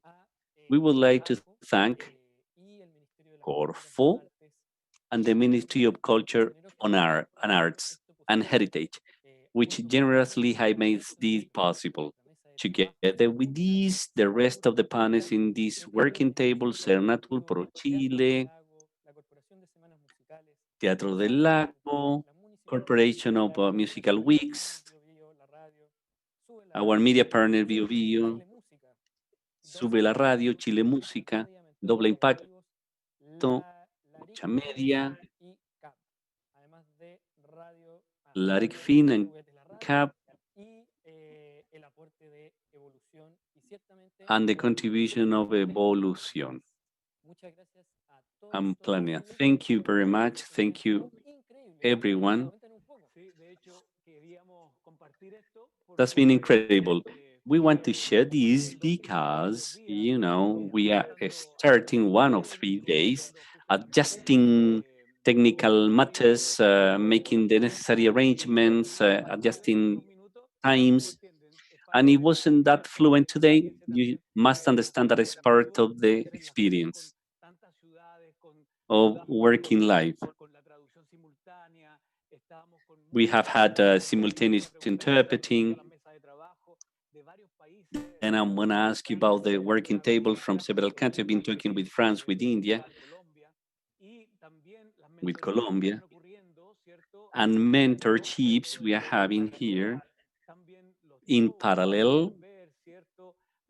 The performances, you show the fun presentation by Álvaro Díaz, Hora Walguers. It's been a very good day. It's been a day where you have entered the webpage ECT, more than 2,500 people. You see, to us, that's wonderful. We were expecting 1,000 people in 2,570 people. Even more than 470 people have been simultaneously attending this. So the figures make us happy. This is just starting. And there's more things coming. Now at 3 p.m., we'll have a workshop called Benefits of the Formalization Guide for the Entrepreneur before the Internal Revenue Service. To dear colleagues, Darío Urrutia, that will be an open workshop. It will be processes you need to go on when it comes to fiscal responsibilities.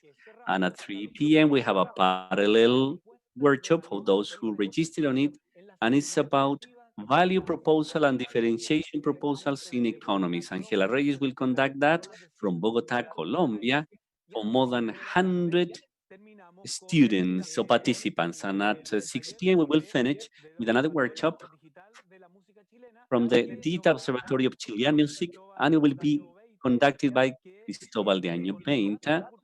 He has the data from the culture of registry and how to obtain benefits from it, how to use digital marketing, social networks, and how to transform it in data, in special data for editions.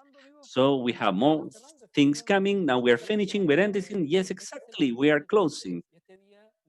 Alex, this is the first of 3 days. That was for creative entrepreneurship. Tomorrow, same time, same channel, we'll be talking about creative territory. We have great guests such as Charles Andri, Caroline Conant, Ana Carol Fonseca from Sao Paulo, and once more, panels, working tables. We've been all day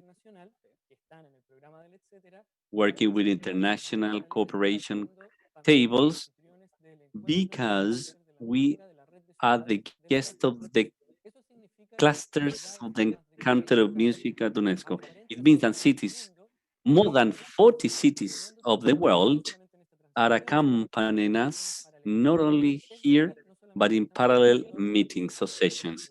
We're generating not only creative economy, regional, national, but also international. And apart from that, we still have business rounds open. You can register in the web page to be part of the business rounds with institutions, all type of companies, institution companies, initiative projects with other people from the region. And this is how we are ending today's broadcast. Important, those working tables, sessions, business round sessions. Look for your own partners, your coming partners to co-create, co-produce, co-disseminate and co-distribute your creative offers. Do not miss this opportunity. We're doing this to you. And now we close with an international showcase presented by my friend, Jose. Exactly. We will have a showcase. And since we are a window, a showcase for the world and give opportunities to other places, we'll give a space where we will show the work by Efila. Efila is a Colombian band from Bogota, and they have a nice trajectory. They play Colombian and Latin American music mixed with urban music. So now here it is, that performance. See you tomorrow, same time, same 9:30.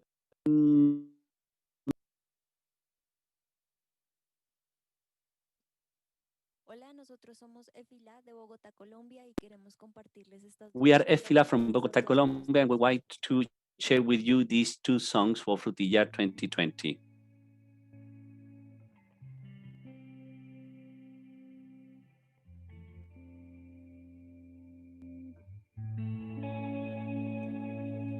Hoy quiero andar, quiero echarme a volar, quiero aprender a no luchar, quiero aprender a escuchar. Oh, oh, oh.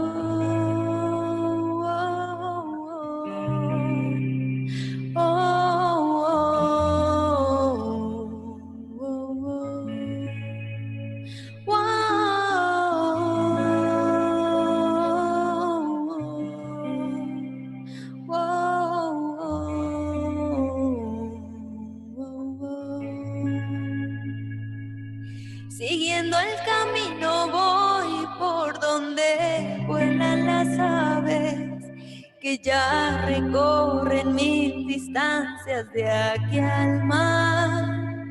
Me llevan en remolinos en su cálido batir de alas y rompen la nostalgia de mi pensamiento. Oh, oh, oh. Oh, oh, oh, oh, oh,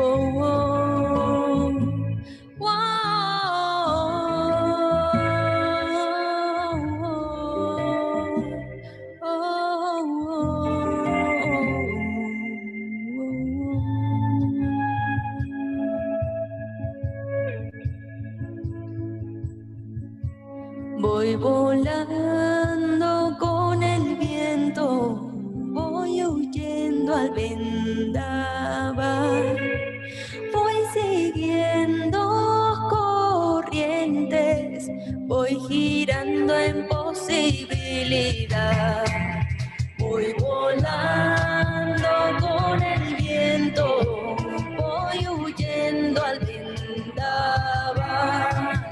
voy siguiendo corrientes, voy girando en posibilidad. Voy volando con el viento, voy huyendo al vendaval, voy siguiendo corrientes, voy girando en posibilidad. Voy volando con el viento, voy huyendo al vendaval, voy siguiendo corrientes, voy girando en posibilidad.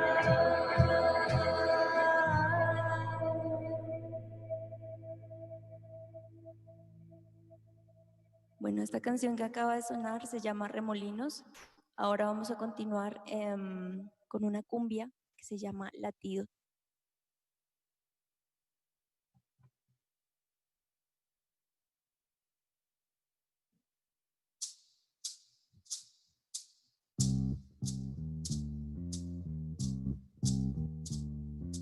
Quiero atrapar sonidos de mi voz,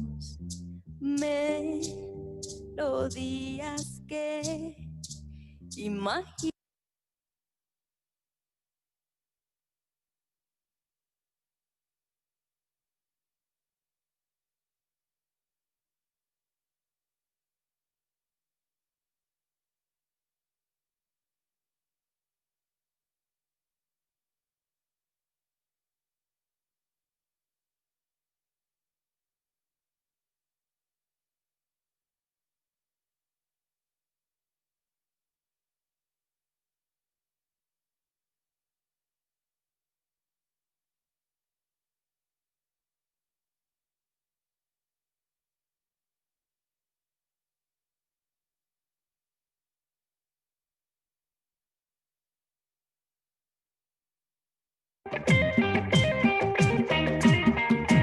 Formas de canción, pensamientos recoger y también tejer hilos de imaginación y que encuentren su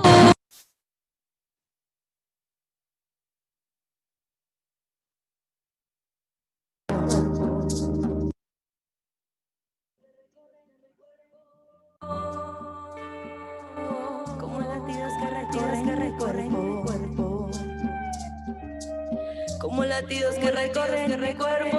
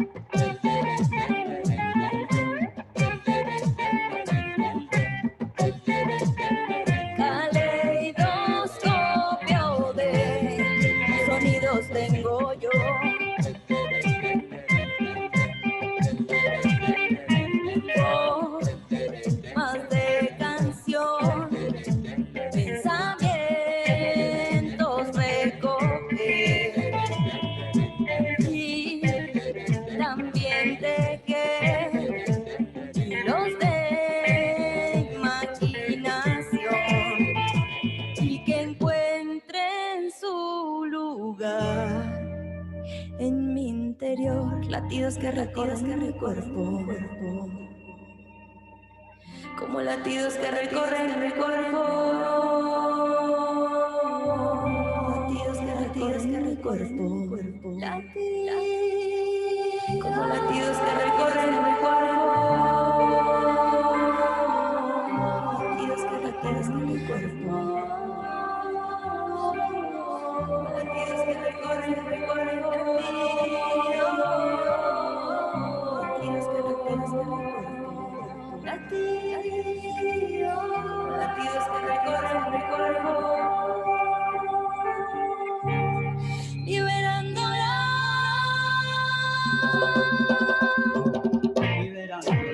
Quiero sentirme volar, que llenen de luz mi inmensidad, sentir que mi voz no obedece mi mente, solo la verdad.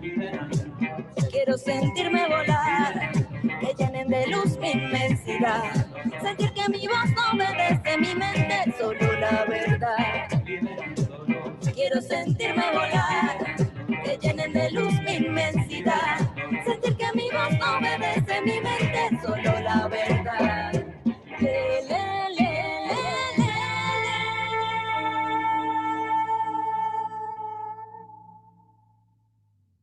Gracias.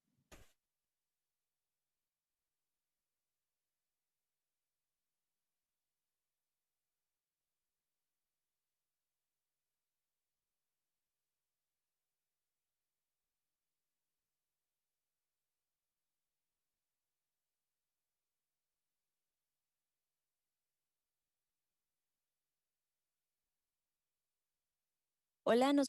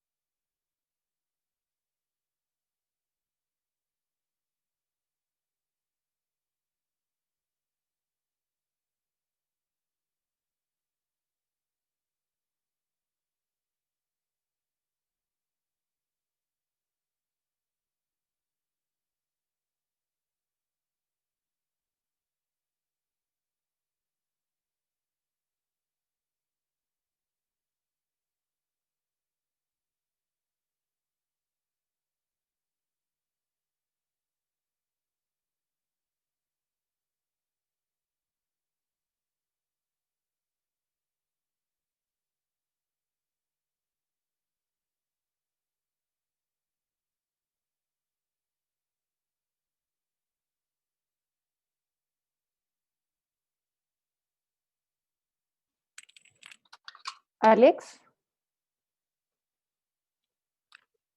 Activa tu micrófono, por favor.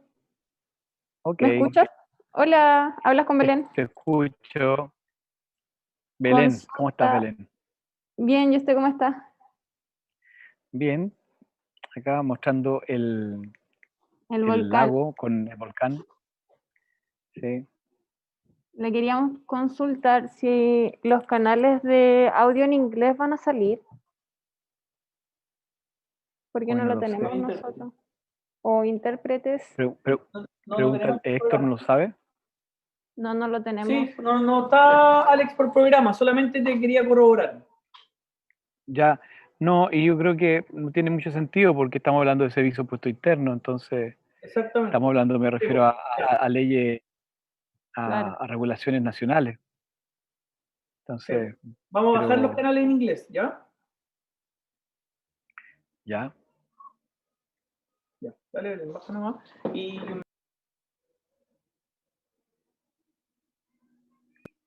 nosotros acá estamos listos, nos avisan cuando tengamos que partir.